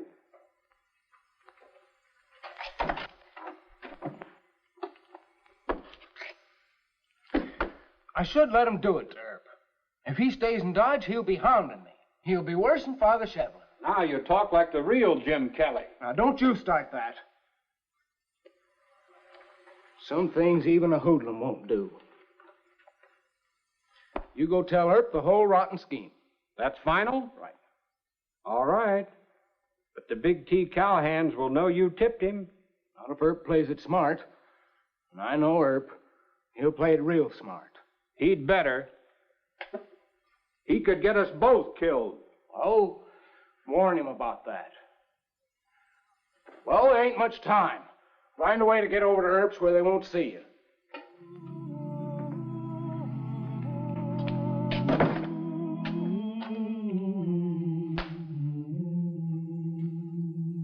And Pete's gonna pretend to be dead in the alley here. The rest of the Big T boys will be hiding in the back of Lukey's store at the windows here. They figure you'll come busting into the alley to examine Pete. When you do that, they'll give it to you. I see. Now, I think, Mr. Kelly thinks, that you should sneak into the back of the store and take them from behind. But you and your deputies got to get them all, Mr. Earp. Otherwise, they'll be after me and Kelly. Well, thank you, Deacon. We'll try and handle it. There won't be no slip-up. Oh, I hope not. Well, thanks. So long, Deacon. And thank Mr. Kelly for me.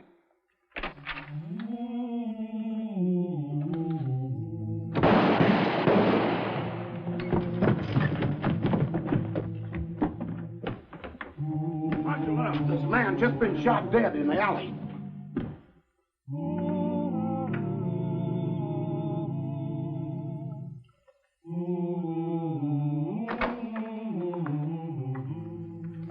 Good evening, Mr. Kelly. Thanks for the information. What are you doing here? I was on my way to the alley. No, they're laying for you. Now, Deacon said you promised to take him from behind. Kill him, huh? They aim to kill you. Maybe. No, maybe. They'll do it. Now, get out of here, by the front door. If I do that, Mr. Kelly, why, they'll suspect you of tipping me off. I thought you'd act sensible.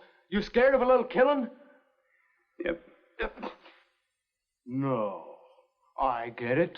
Maybe you want me and Deacon killed. Look, I don't want anybody killed. Now, will you just get out of my way? With one eye? You daft. You go out there and you'll be a corpse in 10 seconds. Which Mr. Kelly are you tonight?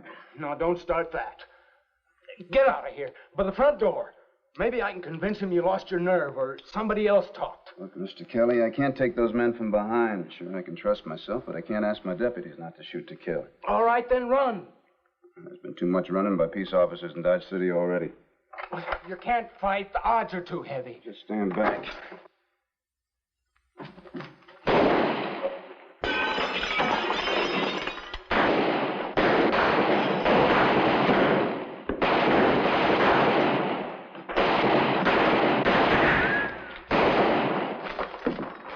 They've run. Let's get them. Keep us covered.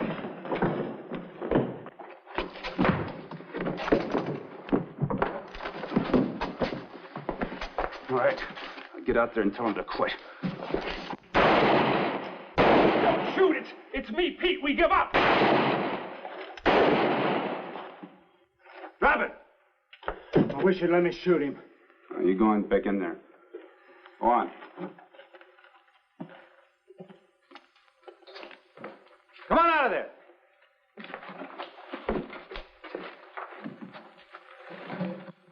You tell your boss not to bring any more cattle into Dodge. The Big T outfit isn't welcome here. Afternoon tomorrow, I'm going to shoot any on sight. You understand? All right, now pick up these two and take them to Doc McCarty's office. Go on, move.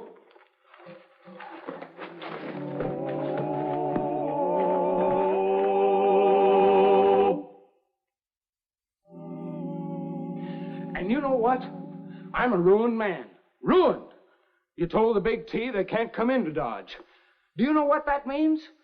They got a drive payoff of $30,000, and I used to get a third of it. So you lose $10,000. But that ain't the main thing. You cornered me. You shoved me over to your side. I'll be known as Trader Kelly, the man who turned against his customers to help the law. That's right. None of the big cattle outfits will come into my place. I might just as well close up and prepare to leave this world. Well, now you're exaggerating a bit. Well, the Big T knows I double-crossed them and pulled a gun on their boys. You think they'll let me get away with that? Why, sure. They will not. I'll be gunned on the streets. Well, I don't think so. You got the sheer gall to deny that. Why? I'll tell you, because you'll be known as a great personal friend of mine. Friend, is it? Never. They gun you, I'll gun them. Why, Texas won't be big enough to hold them. I suppose you'd even follow him into Mexico. Sure, if need be. This is a trick. You're working on my Irish heart.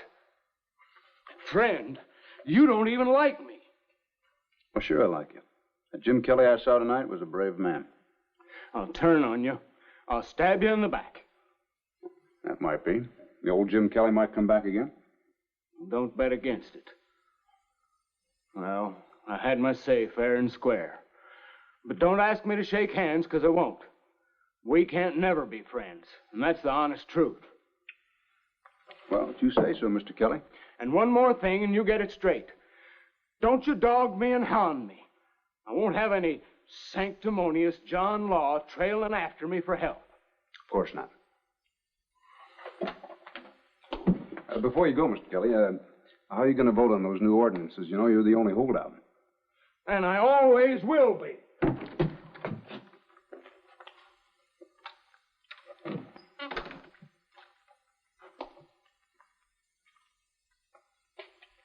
Give me a piece of chalk. Right there in the tray. I vote yes.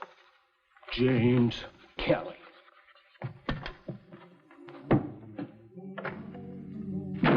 I vote yes.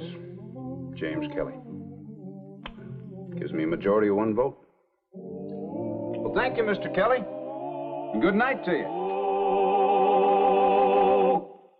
He cleaned up the country, the old Wild West country. He made law and order prevail.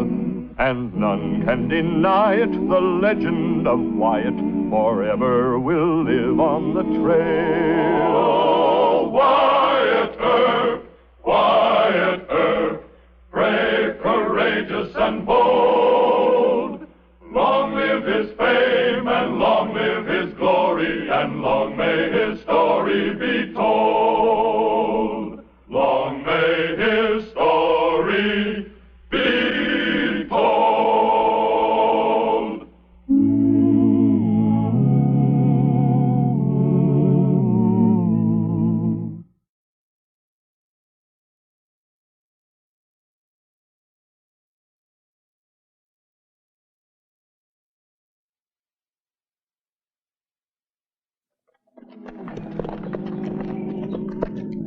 Wyatt, you really think we're going to get away with pretending to be Texas outlaws on the run? We got no other choice, Mr. Masterson. Could never blast Butch Henry and his boys out of there with a posse, so if he can't lick them, you join them. Sure, but what happens when they find out they have Wyatt Earp and Bat Masterson in camp? That Butch Henry has 19 notches on his gun. Well, if we get caught, then either Mr. Henry's going to be carving 2 more notches or he'll be dead. At least we got an even chance.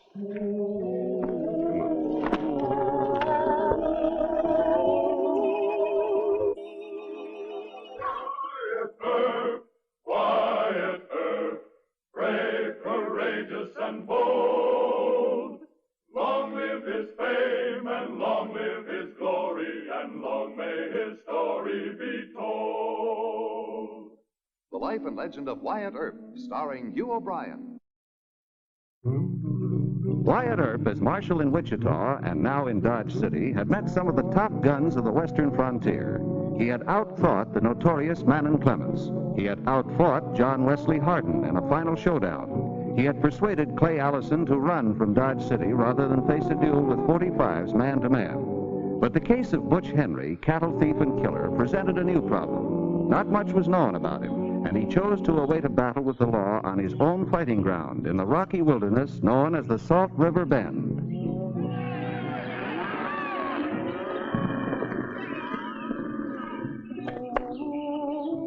Mr. Barrow!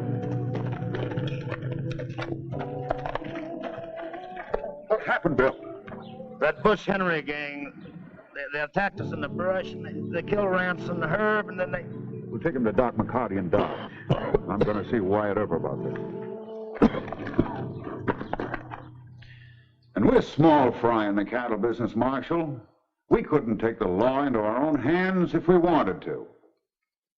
And we're asking you to organize a posse and go after that gang. I know you've had trouble with cattlemen from the big outfits, but none of our boys. Well, that's got nothing to do with it, sir. It's just that, well, technically, Sheriff Bassett has the jurisdiction. I know he's homesick, but, well, his chief deputy, Bill Tillman... He's not here, Marshal. He rode to the fort this morning to check a Cheyenne outbreak down south. Well, I guess it leaves it up to me. Good. Oh, you think that Butch Henry's holed up at the Salt River Bend, huh? We know he's there, Marshal. And he's got 300 head of our steers. Salt River is a good hideout, and we're going to need quite a few men. Well, I never like to use a posse, unless it's a last resort. Marshal, Butch Henry has killed at least 20 men. He's on the run from East Texas. They've got good peace officers in East Texas, but they didn't take Butch Henry. I'd like to take a crack at him. Well, we're in your hands.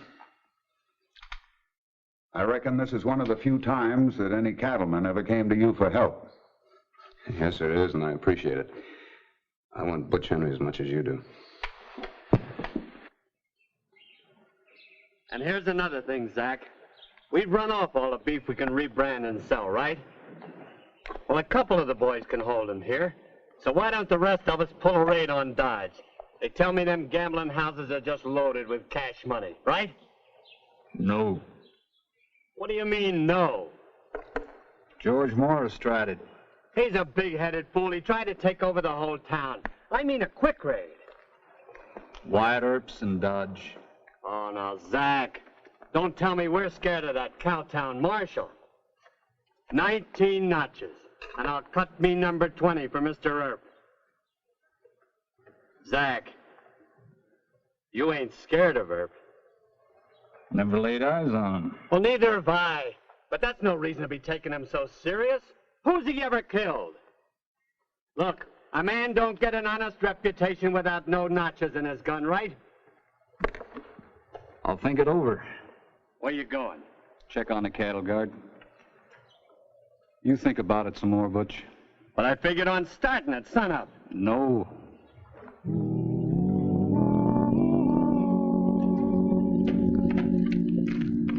Aren't you going to tell me what this is all about? No sense in worrying you until it's necessary. Well, Marshal Earp, I just got him finished. It's a good joke, you and Mr. Masterson being one of a train robbery in Texas. What? $2,000 reward for Mort Pickett and Bill Jepson, alias the Amarillo Kid. These men held up a Texas and Pacific train and killed 2 county sheriffs near Fort Worth, Texas. Signed, N.B. Averill, Captain Texas Rangers. What is this?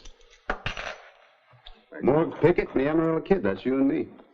Thanks, Mr. McCabe. It's a real good, fast job. Thank you. Remember, keep this to yourself, otherwise you spoil the joke. Oh, I won't say a word, Marshal. Come on, Mr. Masterson. So in order to keep from having to take a posse into the Salt River Bend, I decided to try for an inside job. A character like Butch Henry, being this far north, probably could use a few extra hands. A couple of characters like Mort Pickett and the Amarillo Kid stand a good chance of being hired on. You be sure and remember those names. Only one thing wrong with the idea. What's that? I know Texas and I can talk the language.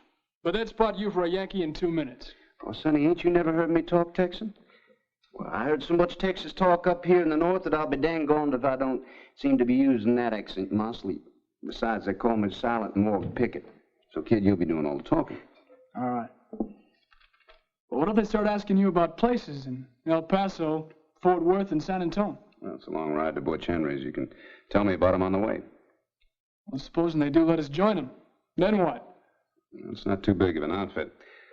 About 9 or 10 guns at the most. Anyway, they'll be busy holding those steers in the bend. I think we stand a pretty good chance of taking Butch Henry and a couple of his men if the others don't butt in. Suit yourself. Well, smoking them out with a posse would be a lot worse. When do we start? As soon as we can get the right clothes together, we got to go in there looking like outlaws. You know? For God's sake, don't take that Mudline special. They've never seen you, but I'll bet you they've heard of that gun. Hey, thank you for reminding me. I'll feel kind of naked without it, though.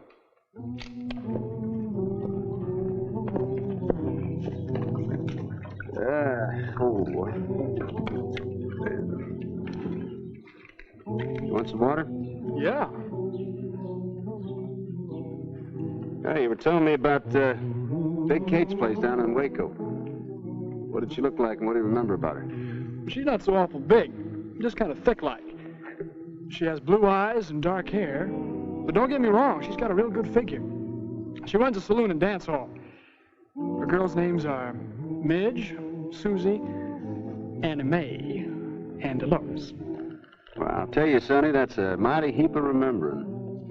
What about the cattle Annie's down in Fort Worth? Oh, that's a long story, Mo. Price of the herd is $4,500. That figures $12.50 a head. Oh, that's too steep.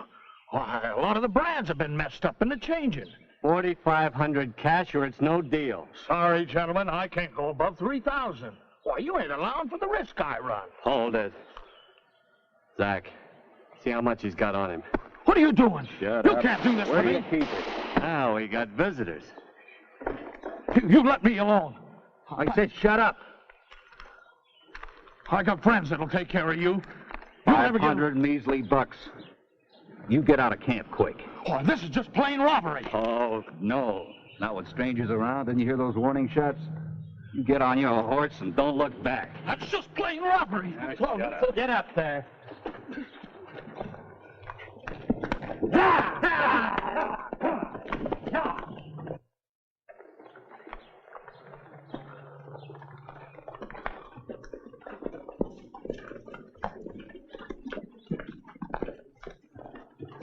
Who are you and what do you want? You Mr. Butch Henry? I ask the questions, you answer them. They seem kind of hostile, Morg. Reckon we better try our luck with another outfit. Don't rush off. You boys on the run? Could be, mister. You forget you saw us, and we'll forget we saw you. Come on, kid, let's push on. Nope. Can't see no reason for quarreling. You all sound like you might be from Texas. Yeah, we are. Texas Rangers? That's a dirty word, mister. Ease it off, Morg. Morg don't care for Rangers. Neither does Zach. Your pal had it right. I'm Butch Henry. He's Zach Newcomb. Now light down. I never turned Texas boys away from my camp. Well, if he's really Butch Henry, I guess it's all right.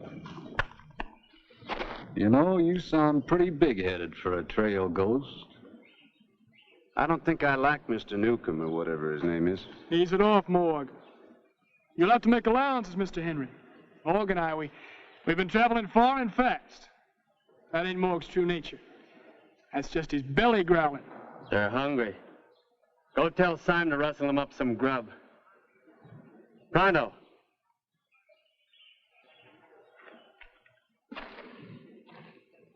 We sure do thank you kindly. Reckon we could eat a whole steer. He's Morg Pickett, and I'm Bill Jepson. They call me the Amarillo Kid. Howdy. Howdy. Reckon we better show Mr. Henry our calling card, huh?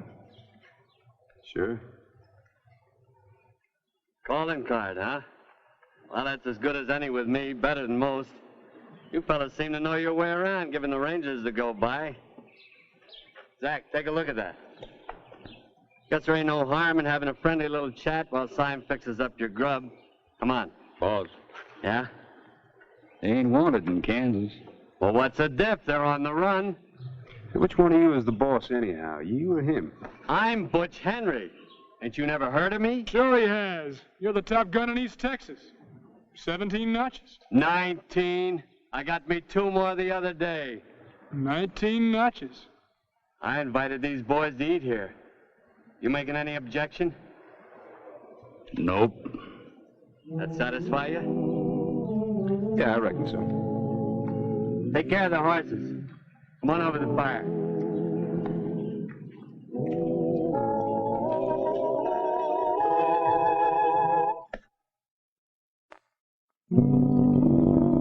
Give me a plain walnut grip on a coat. Then you can notch it without chipping it. Yeah, that's right, Mr. Henry. Shall we ask him? It'll make no difference to me, either way. Ask him what? We're nobodies compared to you, Mr. Henry. But I was wondering if you could use a couple extra hands. Well, I don't know. Either of you any good with a gun? Well, we got us 2 sheriffs. From ambush? Morgan ain't had too much practice. But I'm a fair hand at shooting. Here, let's see you hit that. Sure. Not bad. How about your draw and shoot? Well, I can do a drop the dollar. You're bragging a little, ain't you, kid? Give me $1.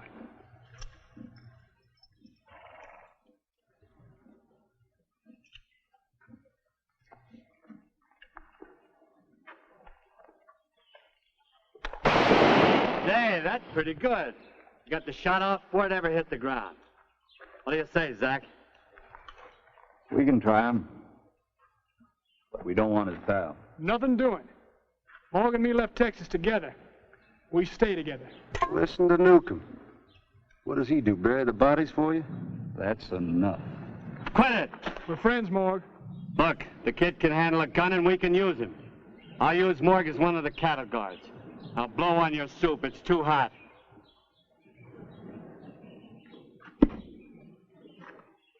You fellas are hired. Go catch a nap someplace. You look beat. Thanks, Mr. Henry. Ease off, will you?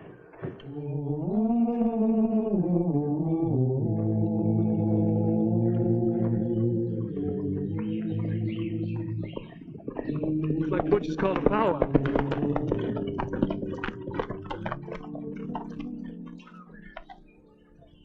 What was the idea of getting so tough with Newcomb? He's the real boss. How do you figure that? Butch does too much talking to be a fighting man. Yeah, only 19 notches. But I think Zach does his killing for him. Ah, you don't know what you're talking. Shut up and listen to him. Boys, all we could get from that cow trader was $500. Oh, no, that's not enough. Now, Zach will cut it up, share and share alike. We just couldn't unload them steers. Quiet, quiet. I've got an idea how we can pick up some quick money. There's plenty of this stuff in Dodge, all spread out in them gambling joints just ready to be took. Now, what do you say? Zach told us it wasn't a good idea. Is that right, Zach? Is that what you said? No. Why, you dirty double-crossing liar, you said... You... I run this outfit, and I don't take no back talk. And no lies about Newcomb. Any of you other boys scared to go to Dodge? All right. Bury him.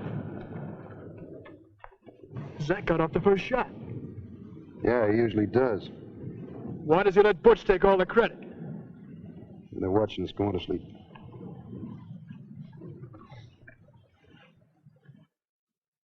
Well, I think we ought to hit him tonight while the gambling's going full blast. Not with those new men in camp. Well, we can use the kid. Maybe. Not the big one, though. All right. I'll leave the big one on cattle guard. No. I want to talk to him first. Now, look. There's already been one killing in camp. That kid's going to stand by his pal. You call the kid over here. I want to talk to Pickett when he's all by himself. Now, Zach. You do like I say, real quick. All right. All right. Hey, kid! Kid, come on over here. You want Morg, too? No, he can work on the fire. Go on, I'll cover you.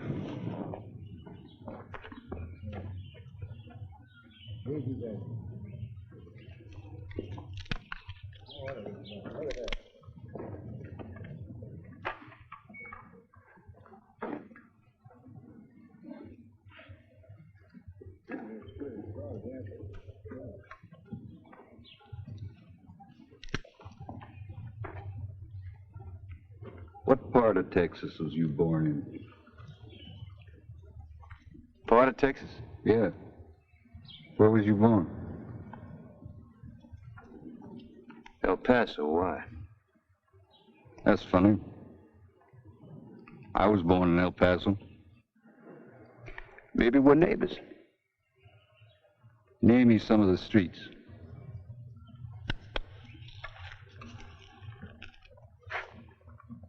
If you live there, you know their names. I'm asking you. No, you're trying to call me a liar. It's their fight, kid. I don't like you, Mr. Newcomb. I told you that. Now you get the gall to ask for questions.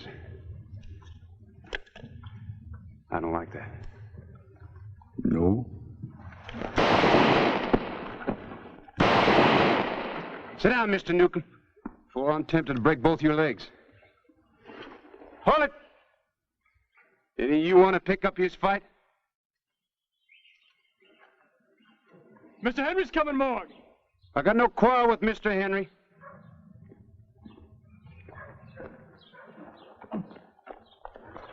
I ought to finish you off, you polecat.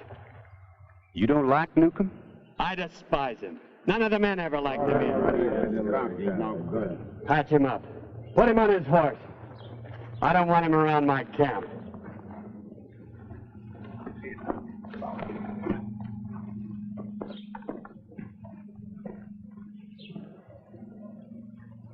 I never saw two handier men with guns. Why, you're almost as good as I am. Well, that's a big compliment, Mr. Henry. Sure is. Downright flattering. No, I mean it. I got a special proposition to make you. You heard us talking about a raid on Dodge? Well, if you're game, I'll cut you in on equal shares. Well, fine. Hey, you hear that, Morg? We're in. Well, I don't know, kid. What's wrong? We're raiding a big town like that. Why don't we just round up them steers and point them south toward the Indian nations? You scared of Wyatt Earp? Earp? Who's that? He's the John Law in Dodge with a big reputation. But he ain't as fast as I am. Well, I'm not fretting about no Earp. We better think about it. If I was you, I wouldn't put Mr. Newcomb on a horse. Oh, the way he's feeling, he's liable to head straight for Dodge and rouse up that whole town. That's right. I'd better see that he's tied up. You keep working on Morg, kid. You'll come around, Mr. Henry.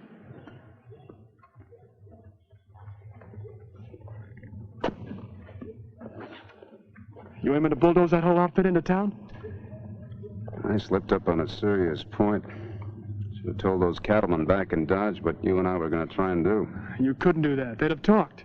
Yeah, but I should have trusted them. No, I made a big mistake. Let those cattlemen come hightailing it out here with a posse. Well, let's grab Butch and Zach. Make a run for it like you first planned, huh? Butch has got more men than Mr. Byrode figured. Got 9 here in camp. I figure at least another 10 out in cattle guard. Well, then we'll have to get them all started on the raid. If there's a posse headed this way, some hoodlum is sure to beat him here with the news. Yeah, that's right. You, go tell Butch you won me over. Right.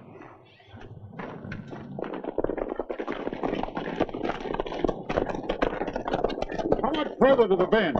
Maybe 5 miles. But we're all pretty tired, Hick. Wyatt was a fool to try an inside job, but if they haven't killed him and Masterson, we owe them a chance. I hope it isn't too late. There's just one more thing. Some of you men been out on cattle guard, so you ain't met Morg Pickett and the Amarella Kid. Morg is the man that crippled Newcomb in a stand-up gunfight. I was going to shoot the rat myself, only Morg took the job off my hands. Now, I want you all to do me a favor. When we pick up them other men and we hit Dodge, you leave Wyatt Earp to me, to Morg, and the Kid. All right, so we ride. Hold it. I think I was Butch not more than a mile behind me. How many of them are? I couldn't tell. Wyatt Earp with them? No, him and Bat Marston snuck out of town 2 days ago. What? Hey! There they go, that dirty Don't kill him, just swing him. Yeah. Come on, men! Where's anybody get away with this? Hold it, Butch. I'm turning us. I want her!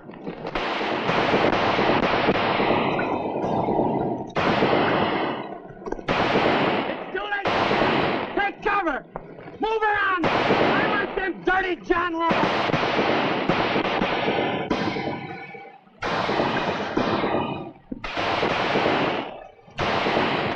We can't stay here. No place else to go. Quit on, Nerf! Come on out! Are you crazy? Come on out, Nerf! And I'll make it 20 notches. Drop him away. Hold your fire, men! I want Nerf to come out. I'm awaiting Nerf! Aren't you going to kill him? No. That's what I wanted to do to you in the Pollock ambush, but you wouldn't trust me. You vote, let's get him, men!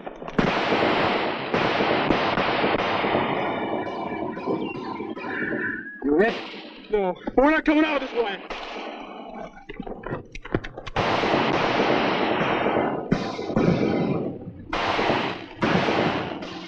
Hold your fire!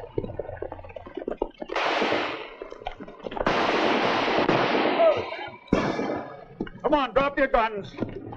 Come on, all of you, out of there. Drop your guns. You there. Come on out. Line them up and tie them, boys.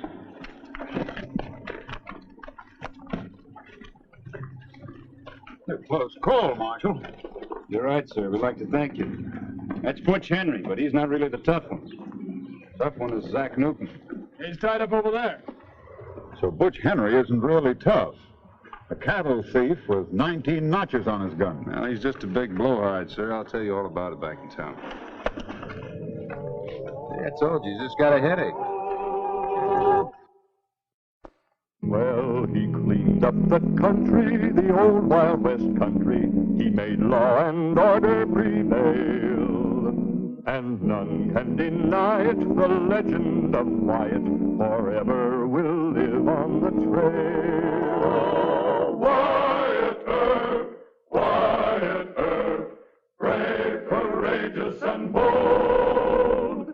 Long live his fame, and long live his glory, and long may his story be told. Long may his story be told.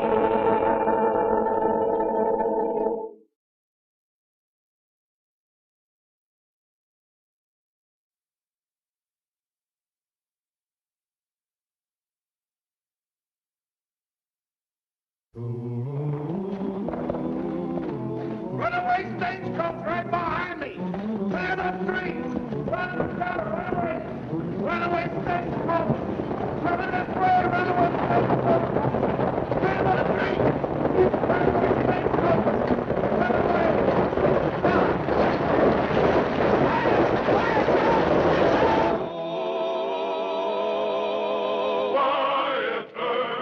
Wyatt Earp, brave, courageous, and bold.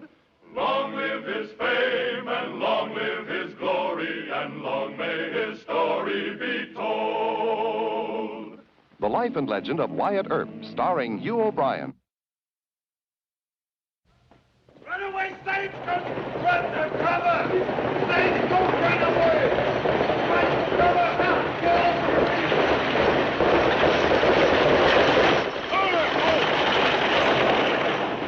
Quiet! Down! Down! Go!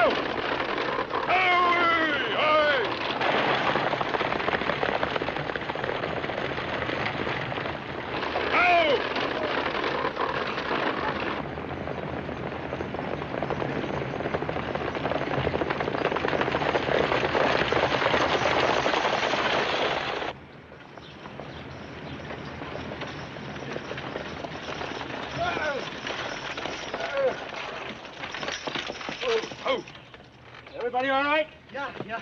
That was completely magnificent. Well, howdy, Wyatt. You didn't let us down. Bill Cody. Yeah? Well, I be. Hey, what's the idea? Idea? You suspect me of something, Wyatt? Well, now, you don't expect me to believe that this was a real runaway, do you? You had these in your hand all the time. Well, Wyatt, I was trying to stop them.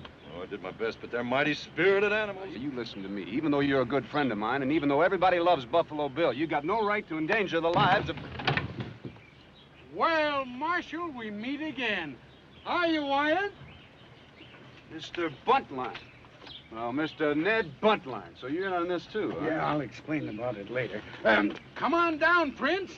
come down here and meet the finest marshal in the entire West. Thank you. Your Highness, may I present my very good friend, Marshal Wyatt Earp of Dodge City, Kansas. I'm honored, Marshal. How do you do? Marshal, you have just shaken hands with His Highness Prince Karl Otto Maximilian Francis Wilhelm of Schleswig-Holstein.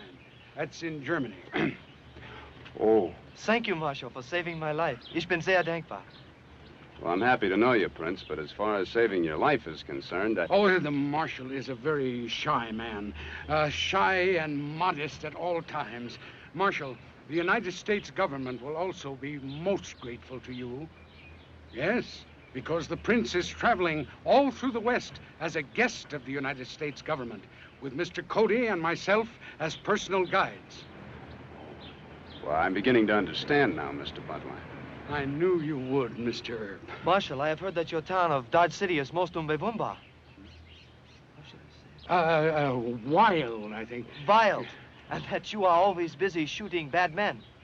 Well, it's not quite as bad as that, Prince, especially since I have the Buntline special. Oh, that's a gun that Mr. Buntline gave me. Oh, now you see how modest he is.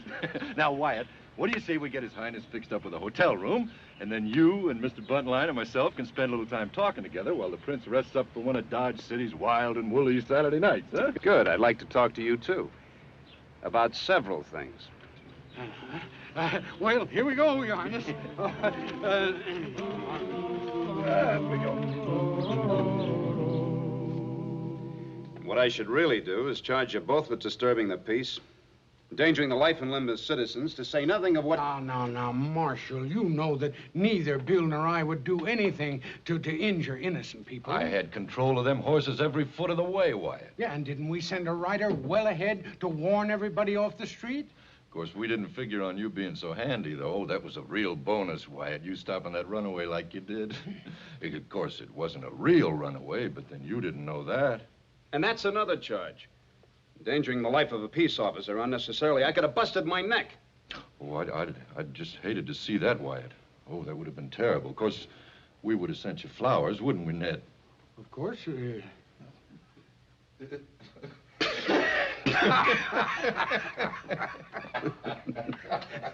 All right, you clowns. I'm not going to throw you in jail this time, but help me. The next time you try anything else like that while you're here, I'm not only going to throw you in jail, but I'm going to throw the key away. Well, Marshal, that's what we want to talk to you about. You see, with your help, we want to stage a fake gunfight. Absolutely not. No. We brought blank cartridges. Nobody can get hurt, particularly if you're there to No. Now, look, Wyatt, we promised that Prince a look at some real Western wickedness. Look, I don't care what you promised him. It's hard enough to keep peace here without inventing that kind of excitement. No, sir. If the Prince needs excitement that bad, you're just going to have to take him someplace else. I'm sorry, gentlemen. Ned is about to have an idea, I can tell. Marshal, I have the solution, but we will need your help. Now, look, my job here is to... You have no objection if we stage our little drama outside the city limits, have you? Well, it depends. Yeah. Now, just listen to this. Tomorrow, I'll suggest to the Prince that he and I take a ride on our stage to Deadwood. Now, about an hour out of town, two masked desperados stop us. They rob us of our money. They wave their guns right under our noses.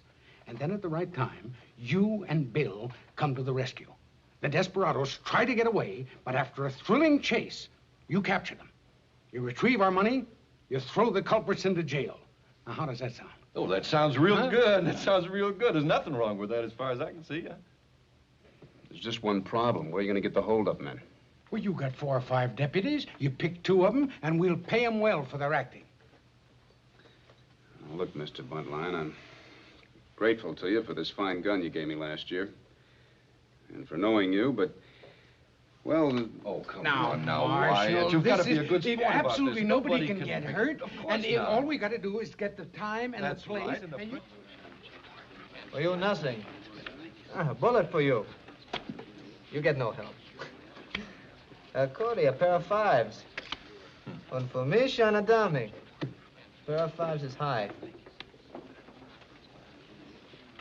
Yeah, I thought poker was an American game. Well, you see, His Highness and I have spent a good deal of time together. I'll bet 20, Prince. I don't believe that you've got that other queen.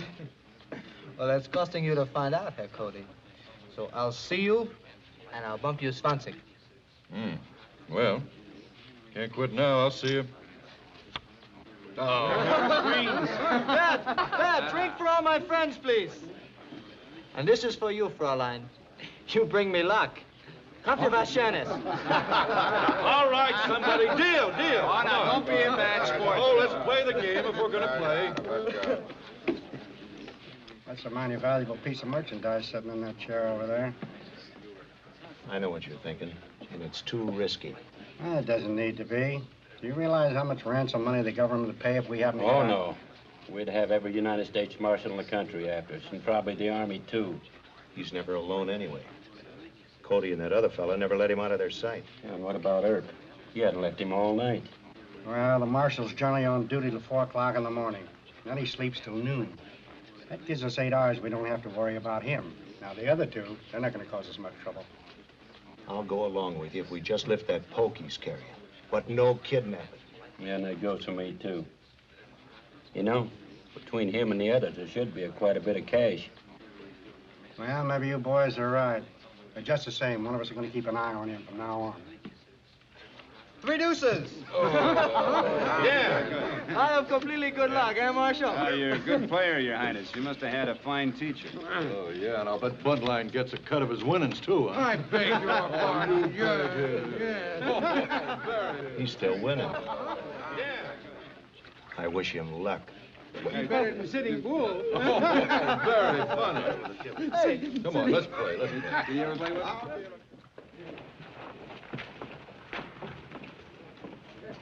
Well, there they go.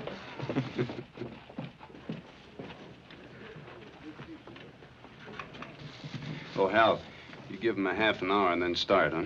If you take the hill trail, you'll be at the road fork about the same time they will.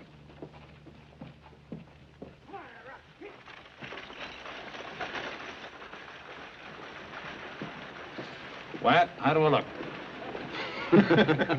Very dangerous.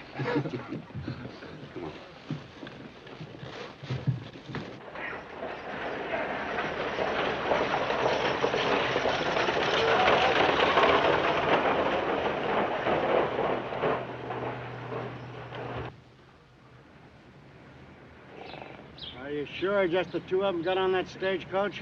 That's right. Neither one of them had a gun that I could see. There it is.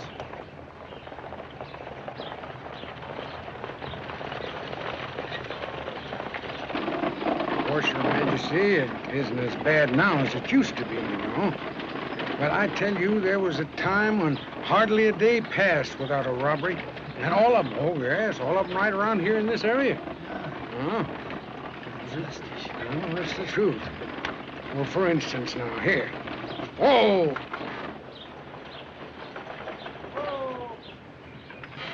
Yes, Your Highness, on this very road, I'll venture to say that more than $1 million has changed hands. Fantastic. The blood of many a good man and a bad one is mingled in this dust. All right, boys, get ready. Wait a minute. Highwayman! I knew I should have brought my gun. What do we do now? We don't do anything. These are very desperate men. Just be calm and act natural if you can.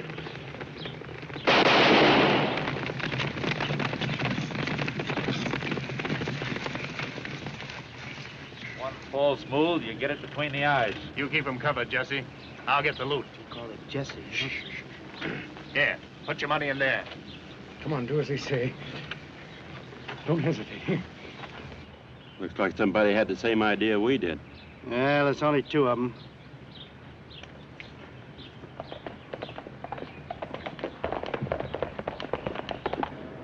Maybe we just better forget the whole thing. Nah, let's stick around and see the fun. Don't try and follow us, you'll be in trouble. Look, Jesse, someone's coming. Marshal Wyatt Earp, Buffalo Bill Cody. Let's get out of here. Yeah! Michael Marshal Earp! Marshal Earp! They go that way.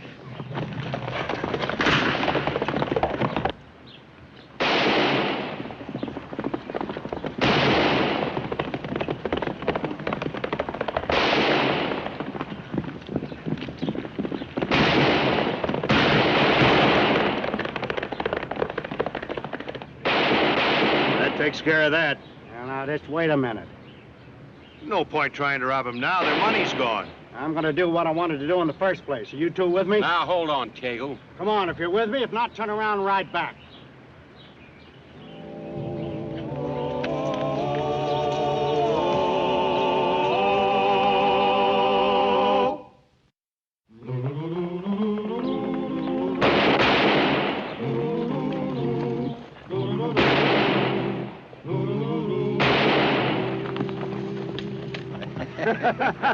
You think we convinced him? I think so. Sure we did. You hear what he said?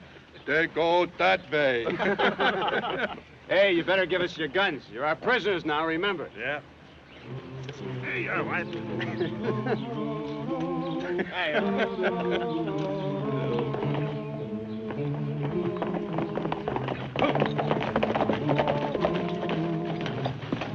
You're gone, Wyatt.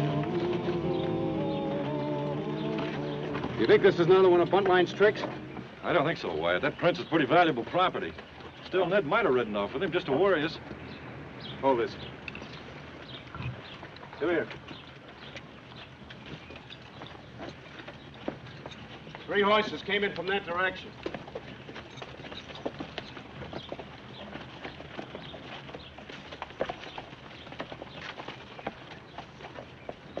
Five horses rode off that way.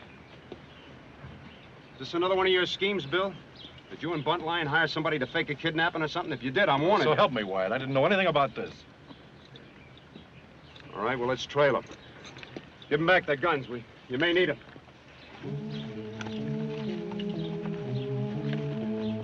Come on, let's go.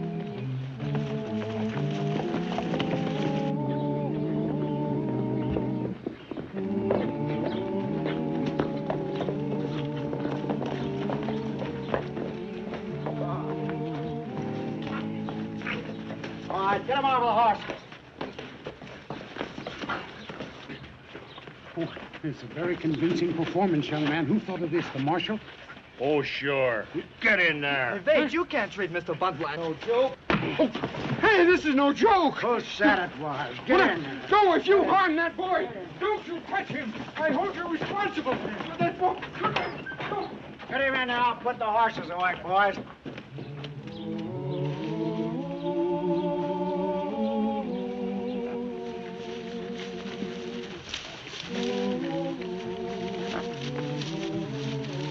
It's impossible to tell whether they came through here or not. You ever been here before? No, sir. Well, this isn't the right trail, I can tell you that. It dead ends in about 50 feet. All right. Let's try it around the other way.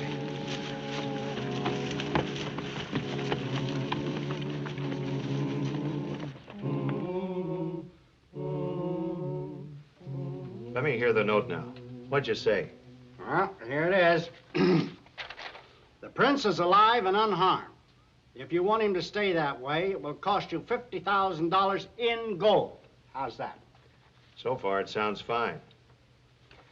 Now we got to figure out where they leave the money and how we get it without being caught. Well, that's very simple. All you got to do is exchange a note telling where to find the prince for the gold. Now, let me see. How are we going to do that? What about that other one? Ah, it was a mistake bringing him along in the first place. It wasn't a mistake. Maybe he can carry the note for us. Yeah, maybe. Somebody's on the trail. Did they see you? No. Well, let's nail them before they get close.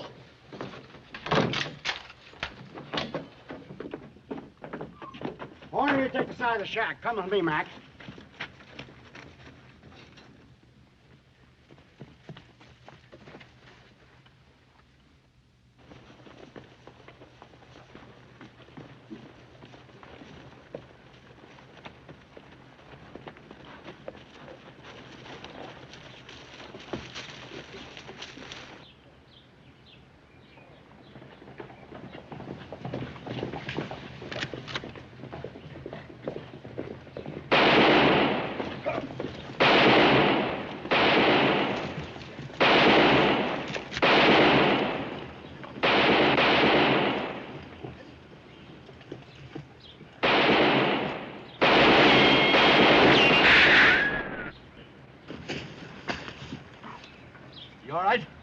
Yeah. Looks like we came the right way.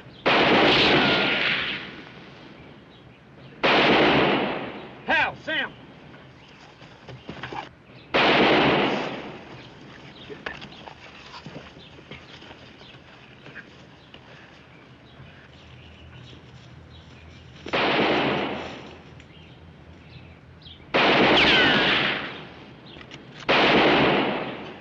It's not bad. You lie here. Come on.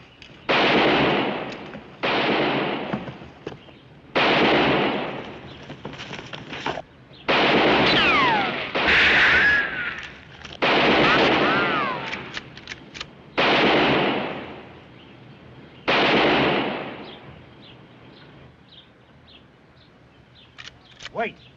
You stay here. I think I can beat this.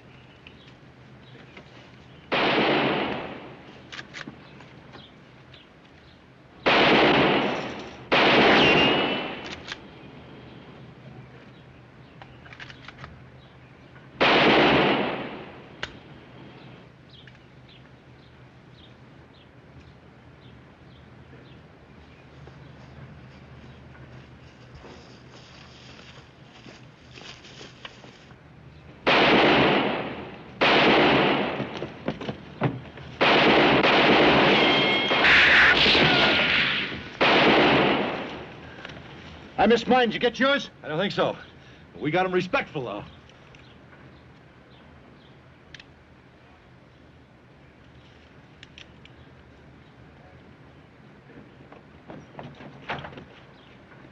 All right, Marshal.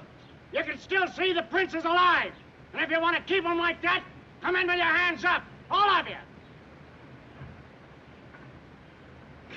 Can't get a good shot at him. Where are the other two, do you know? I don't know. I'll try to draw the fire.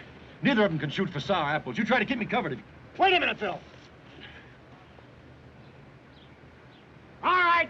For the last time, I'm telling you, come in with your hands up.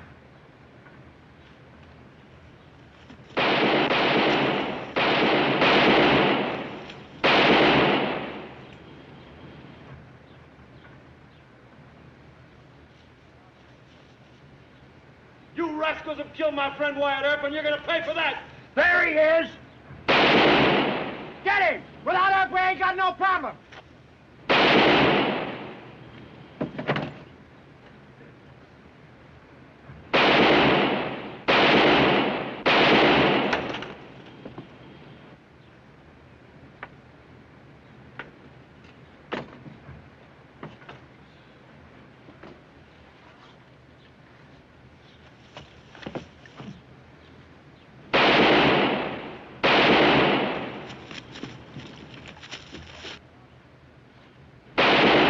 Marshal, Stay back. Untie him.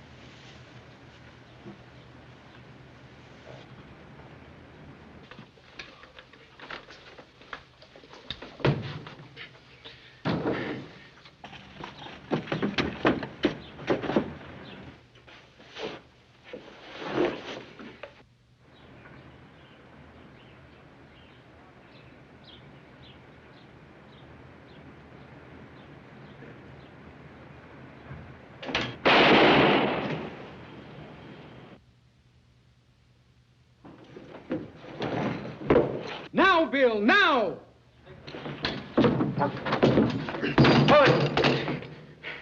You all right, Mr. Bundling? Sure, Wyatt. Wyatt, we thought you were shot. We heard Cody say they killed you. Buffalo Bill's a pretty good showman, thanks to you. It was a trick, and it worked. But I'm finished with tricks, and you know the kind I mean. Yeah, I sure do, Wyatt. I sure do. Thank you, Marshal. Ich bin sehr, sehr dankbar. That's all right, Prince. Now, come on, let's get out of here. There's some wounded men outside. Come on, get up. Thanks, Bill. Let's go. Oh, gosh, my foot's asleep. Get up.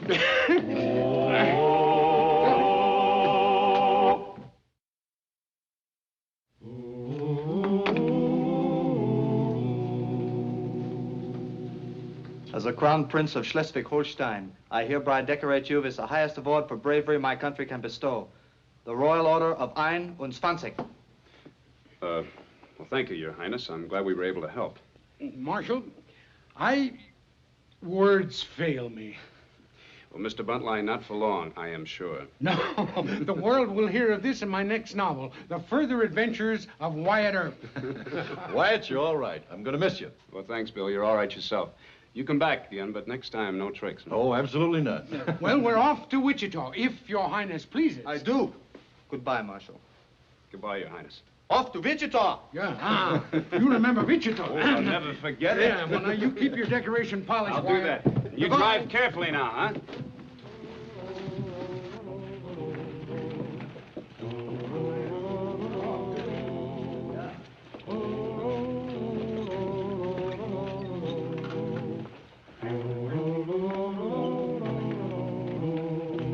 Well, boys, what do you think about the West?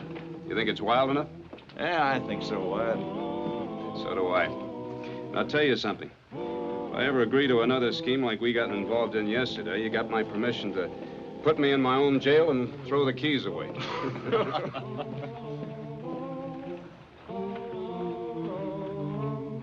Goodbye. Bye-bye. So long, Wyatt! Hey!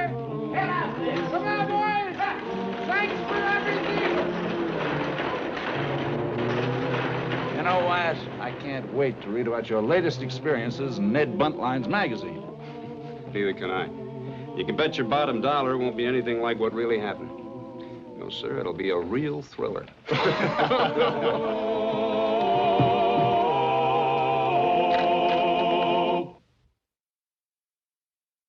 Well, he cleaned up the country, the old Wild West country. He made law and order prevail. And none can deny it, the legend of Wyatt forever will live on the trail. Oh, Wyatt Earp, brave, courageous, and bold. Long live his fame, and long live his glory, and long may his story be told. Long may his story be told.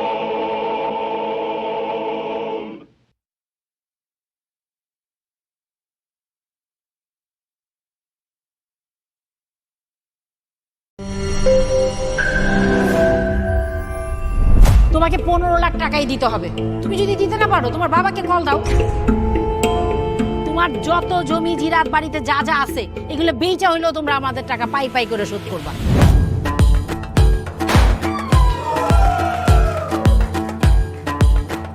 একটা ব্যাপার কি খেয়াল করছো? শহরে কিন্তু দুইটা রূপ, রাতের এক রূপ, দিনের আর এক।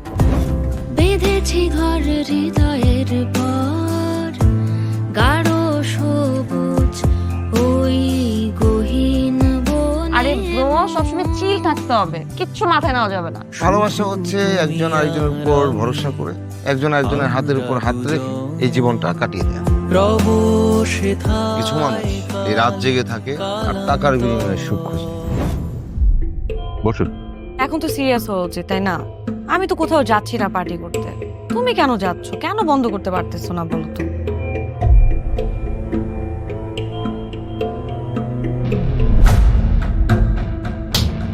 কার যে কোথায় সুখ সেটা তার প্রিয় মানুষটাও কখনো জানতে পারে না।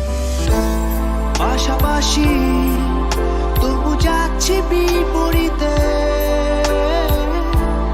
কাছাকাছি তবু যাচ্ছি বহু দূরে। High,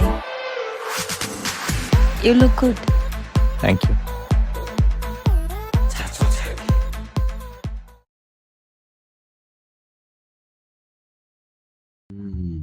Được. Khổng lồ, một khổng lồ cái gì đấy? Mở ruồn, cảnh vệ, thần dương, hai thần dương vật ở nhau, hai khổng lồ. À không, cảnh vệ xử lý ngang rồi, xong. Nhà tranh bài của tớ làm ơn đấy. Đâu đấy, mày khỏe đấy nhở? Cứ chơi chứ. 14 lap nhanh nhẹn. Bị bớt 4 rồi à, 1.2 à.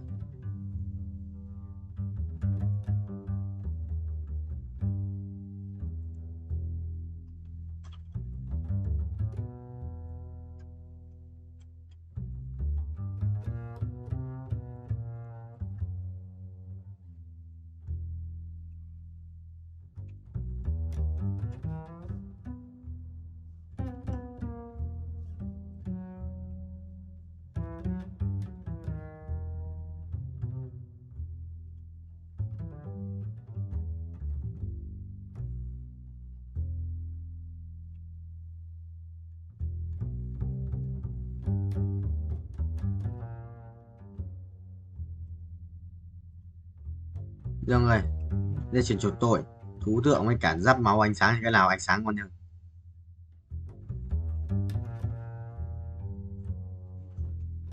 Đây mà.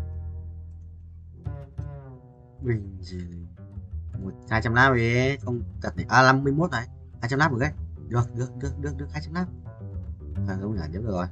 Chạm tay rồi. 19. Nếu là được 190 mà. Còn 200 lát của thầy ơi.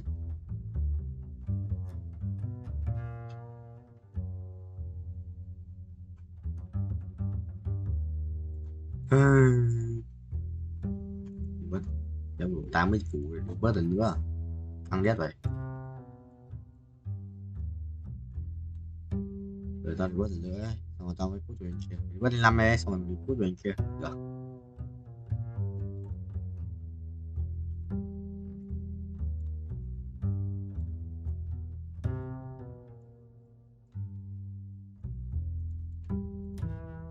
bình chia lên nhà đã chia ra bình rồi xong lên 9 nhà chia xong rồi lên 9 xong rồi lên 9 thì mình được xét và là bình full form rồi form này có nhắc là cái gì đâu what chứ sao không nhắc được hắc ám kìa nhắc được tử thần hắc ám chỉ có June thôi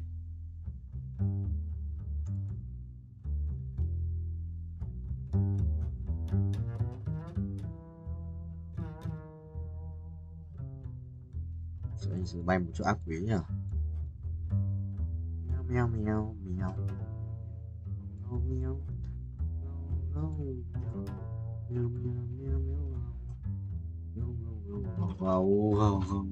không vậy ăn quay xóa được à đầu ấy à 53 củ thêm mấy lát nữa new record lại 200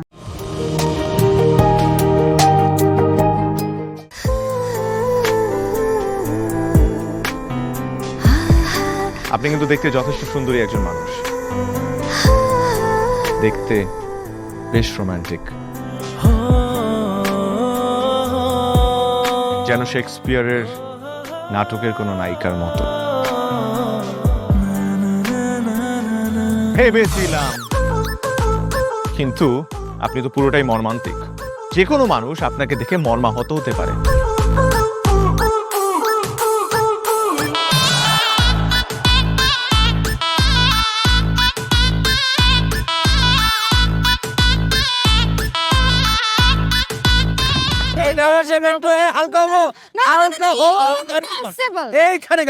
আমার হালকা হতে 1 মাস সময় লেগেছে আপনার 1 মাস সময় লাগে আমার হালকা হতে তো 1 মিনিট লাগে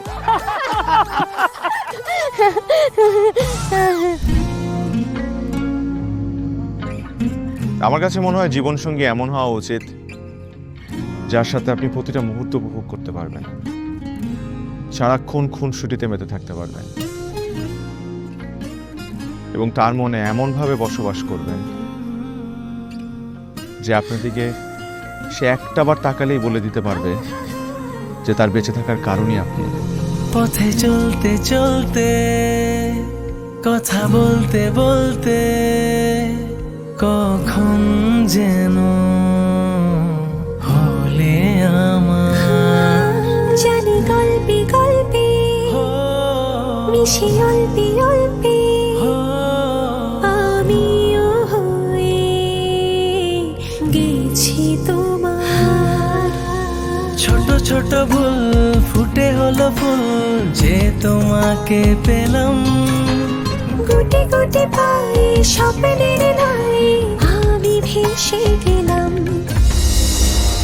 আপনি কি মনে করেছেন একজন মানুষ আমার জীবন থেকে চলে গিয়েছে এবং আপনি সেই সুযোগটা কাজে লাগিয়ে আপনার ফিলিংস গুলো আমার কাছে এক্সপ্রেস করবেন আর আমি সেটা হ্যাপিলি অ্যাকসেপ্ট করে নিব?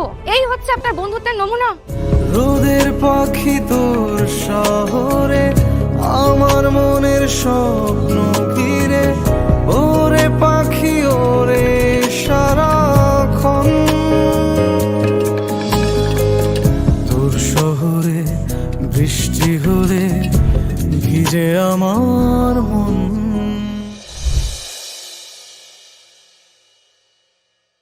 Đau vậy? Tao sửa cả mày đi anh chơi lắm. Đừng nhặt nhầm đồ, đừng nhặt nhầm đồ, đừng nhặt nhầm đồ, đừng nhặt nhầm đồ. Xong. Có đủ đồ này. Chả có nằm gì này, có ấn gì à? Ấn gì ấy? Ấn thần thoại, ấn sử ra. Trốn nào? Trốn khó. 400 củ đây. Vì có phải nữa là 531 củ. Thì ăn perfect. Không hiểu. Perfect. Mini code 416 lap. Qua 400 lap rồi. Rồi.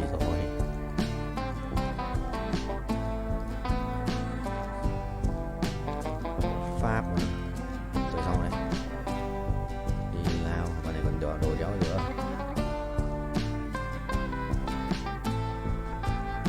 Còn nào làm phép không? Sắt thường phép này. Sắt 500 sắt thường phép này. Con này full sắt thường phép này. Ok. Làm đéo có gì. Là còn một cái kìm có đồ mà đéo. Ok, xong. Với ai đây? Ba cái thằng kia. Bạn kia có lắc thì sự láo đấy.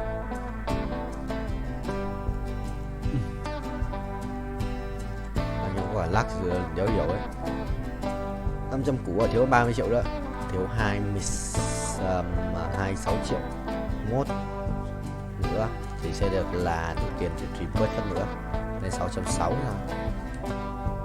6.4 nhỉ, quên mất rồi. Nhưng mà là tầm 6 chấm hơn. Yes. Mày A2 nữa là xong. A2 nữa là xong game. Ui đi. Hỏng ấy, hỏng. Hỏng đấy. Ui tí cút đánh bóng ạ. Bóng thằng nào ấy. Hộ cái đi. Thằng bốc lửa. Gì tí thua. Chi. Mình cầm bóng nó tí cút.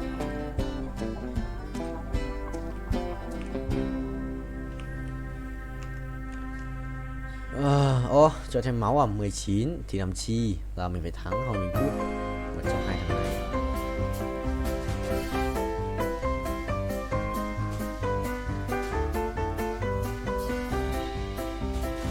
Được.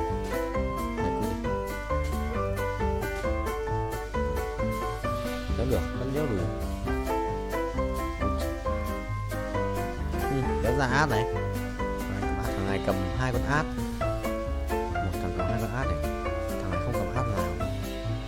Nó muốn lửa đeo giết nó rồi. Nó nằm máu rồi bây giờ thì 15. Nó mà chết mình chỉ chết.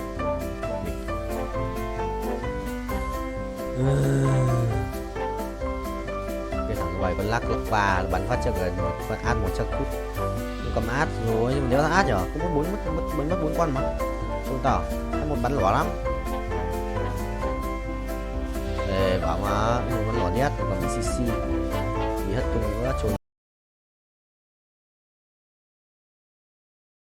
ভালোবাসা সুন্দর, ভালোবাসাও সুন্দর। মানুষ নিজের অজান্তেই ভালোবেসে ফেলে।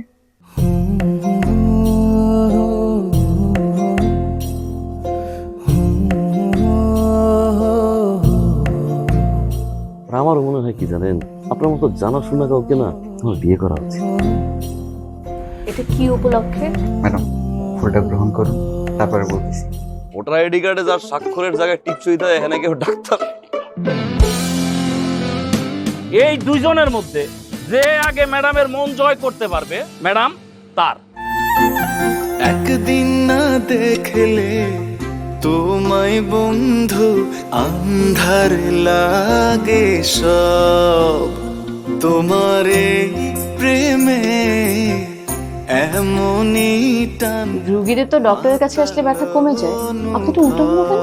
আপনি কি একটু উল্টা? তোমায় ছাড়িয়া যাব মরিয়া, তোমায় ছাড়িয়া যাব মরিয়া, যেও না বন্ধু আমার ভুলিয়া ভুলিয়া। আমার মনে হয় আমার সমস্যা কপালে, ম্যাডাম আমার কপালে নেই, আমার কপালে আছে দাগ।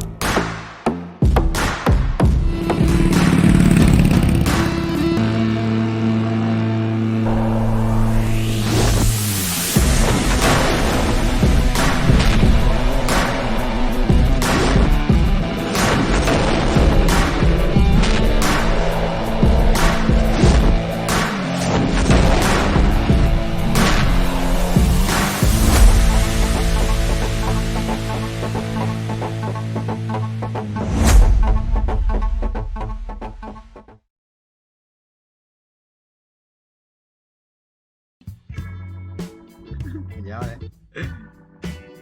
Mày cầm mẹ một đi.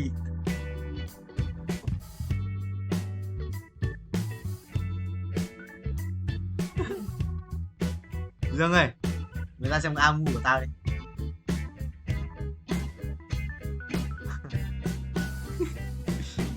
Có chết trong quả dưa. Có chết trong quả dưa. Quỷ ơi máu à. Kiếm đi. Mona ôi, kiếm Mona trở đét.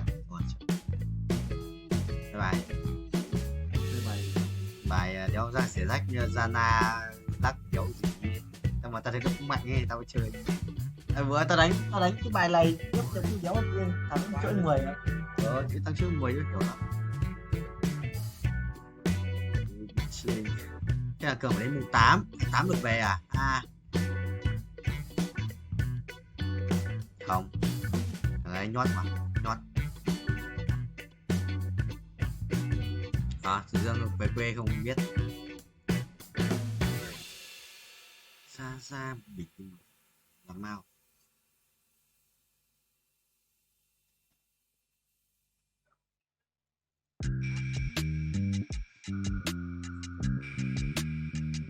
Em hiểu một chút toi Tuấn, em hiểu một sự toi.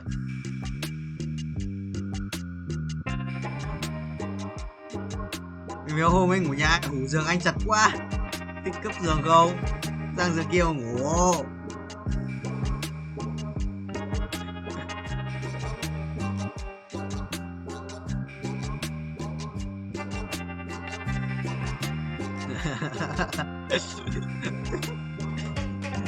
Kìa ngủ với Dương với cả Nam không có làm việc không?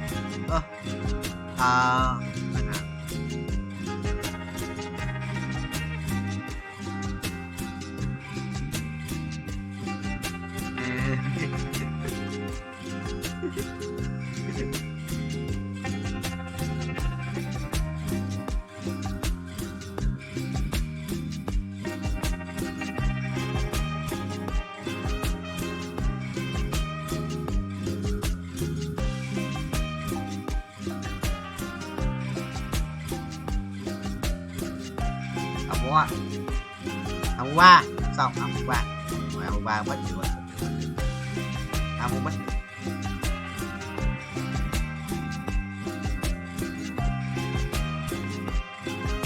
Này cái bài chỉ nhớ được thực tài, nếu nhớ được cái đéo ở dưới. Cao cường này, 2/3 cao cường này. Ui, đừng gì đừng thế. Ôi, tôi làm đen thôi. Sao đâu rồi, vừa rồi bắt tèo ngoan hai cái tập lưng đấy, hai tập lưng mà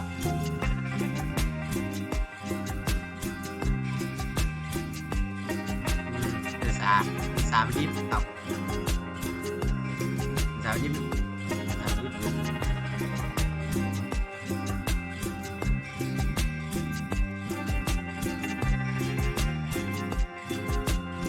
Cam Bách cực mạnh mà, ai đang thả bài xong rồi Cam Bách cực mạnh.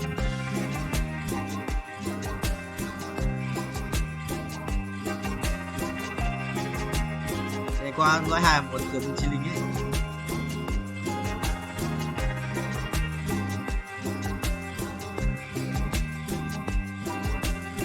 Đúng vào. Quá khổ à. Cắt ôi. Đâu đồ à. Thôi chào ơi. Tập khen kìa.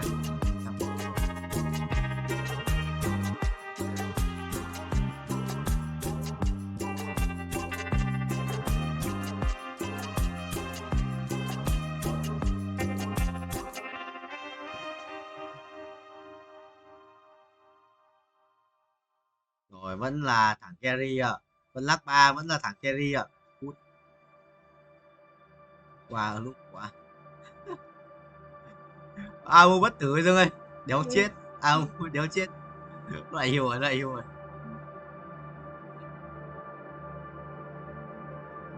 Quỷ chết vậy. Mày đổ thôi.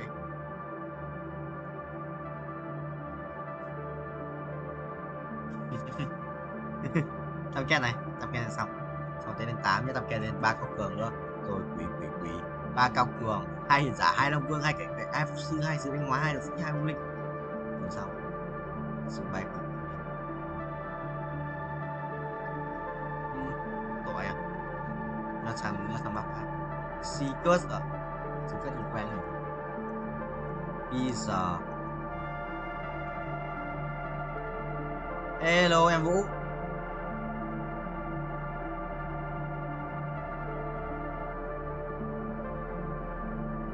Thôi thằng này đi rồi. Phải gặp anh là đen thế. Tao mua cho thấm mà.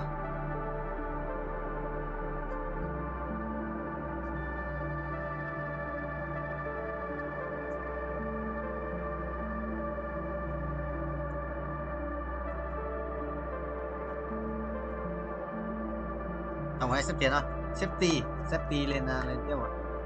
Con 3 này, 2 3 3 3 4 3 này. Là 5 con 3 này, 5 con này, con này là 5 con 3 sao. 5 3 sao. Quỷ đét, muốn tôi cởi chuồng. Amu còn 3 máu vậy. Amu hồi tí máu rồi mà. Quỷ à. 3.500 máu à. Rồi đánh đằng nhà này không? Quang bạt, mày đi. Thằng nào đánh cây xa này, thần thoại này. Hiu điên. Cái nhà này hiu điên. Mày ghê. Hiu điên vậy broccoli. Mày hiu ghê vậy. Thằng đào.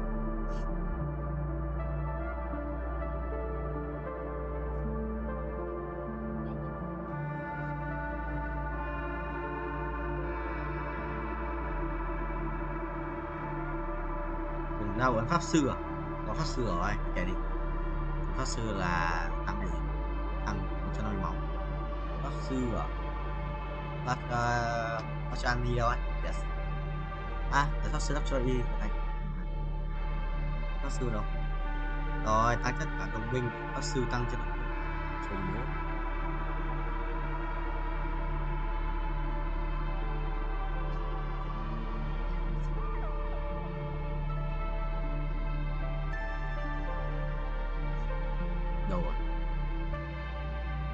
Cũng đánh lắc mà lắc đồ ạ. Rồi con bài một tỏi 9 cam sinh. Đây là một quả lucky block. Từ nhỉ, cái chỗ mà farm game ấy kia ra rồi.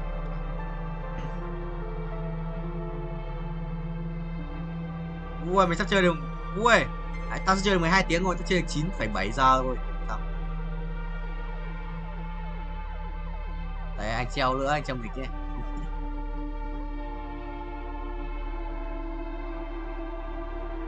Thầy bá đạo thế nào?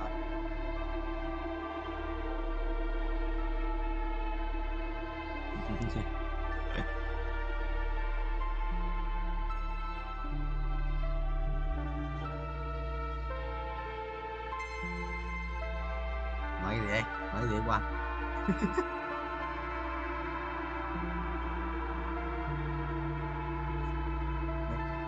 Tôi muốn nhìn sự kiện ấy. Sao? Tôi muốn nhìn có thằng 5.000 mà qua. OP à?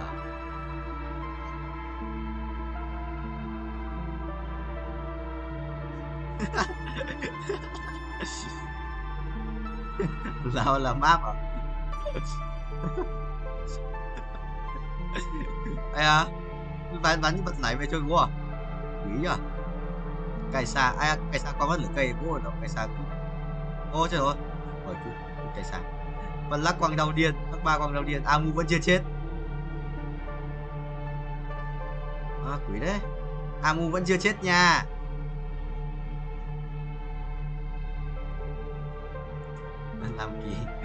Làm kỳ không có nhiều nhỉ? Không có nhiều 8.000 máu. Vậy cứ hồi 9.000 máu ở trường của sao?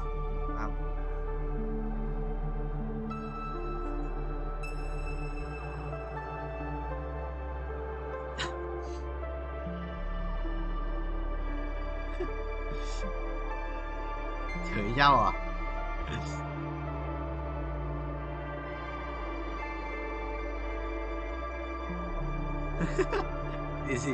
gì xúc vào đầu.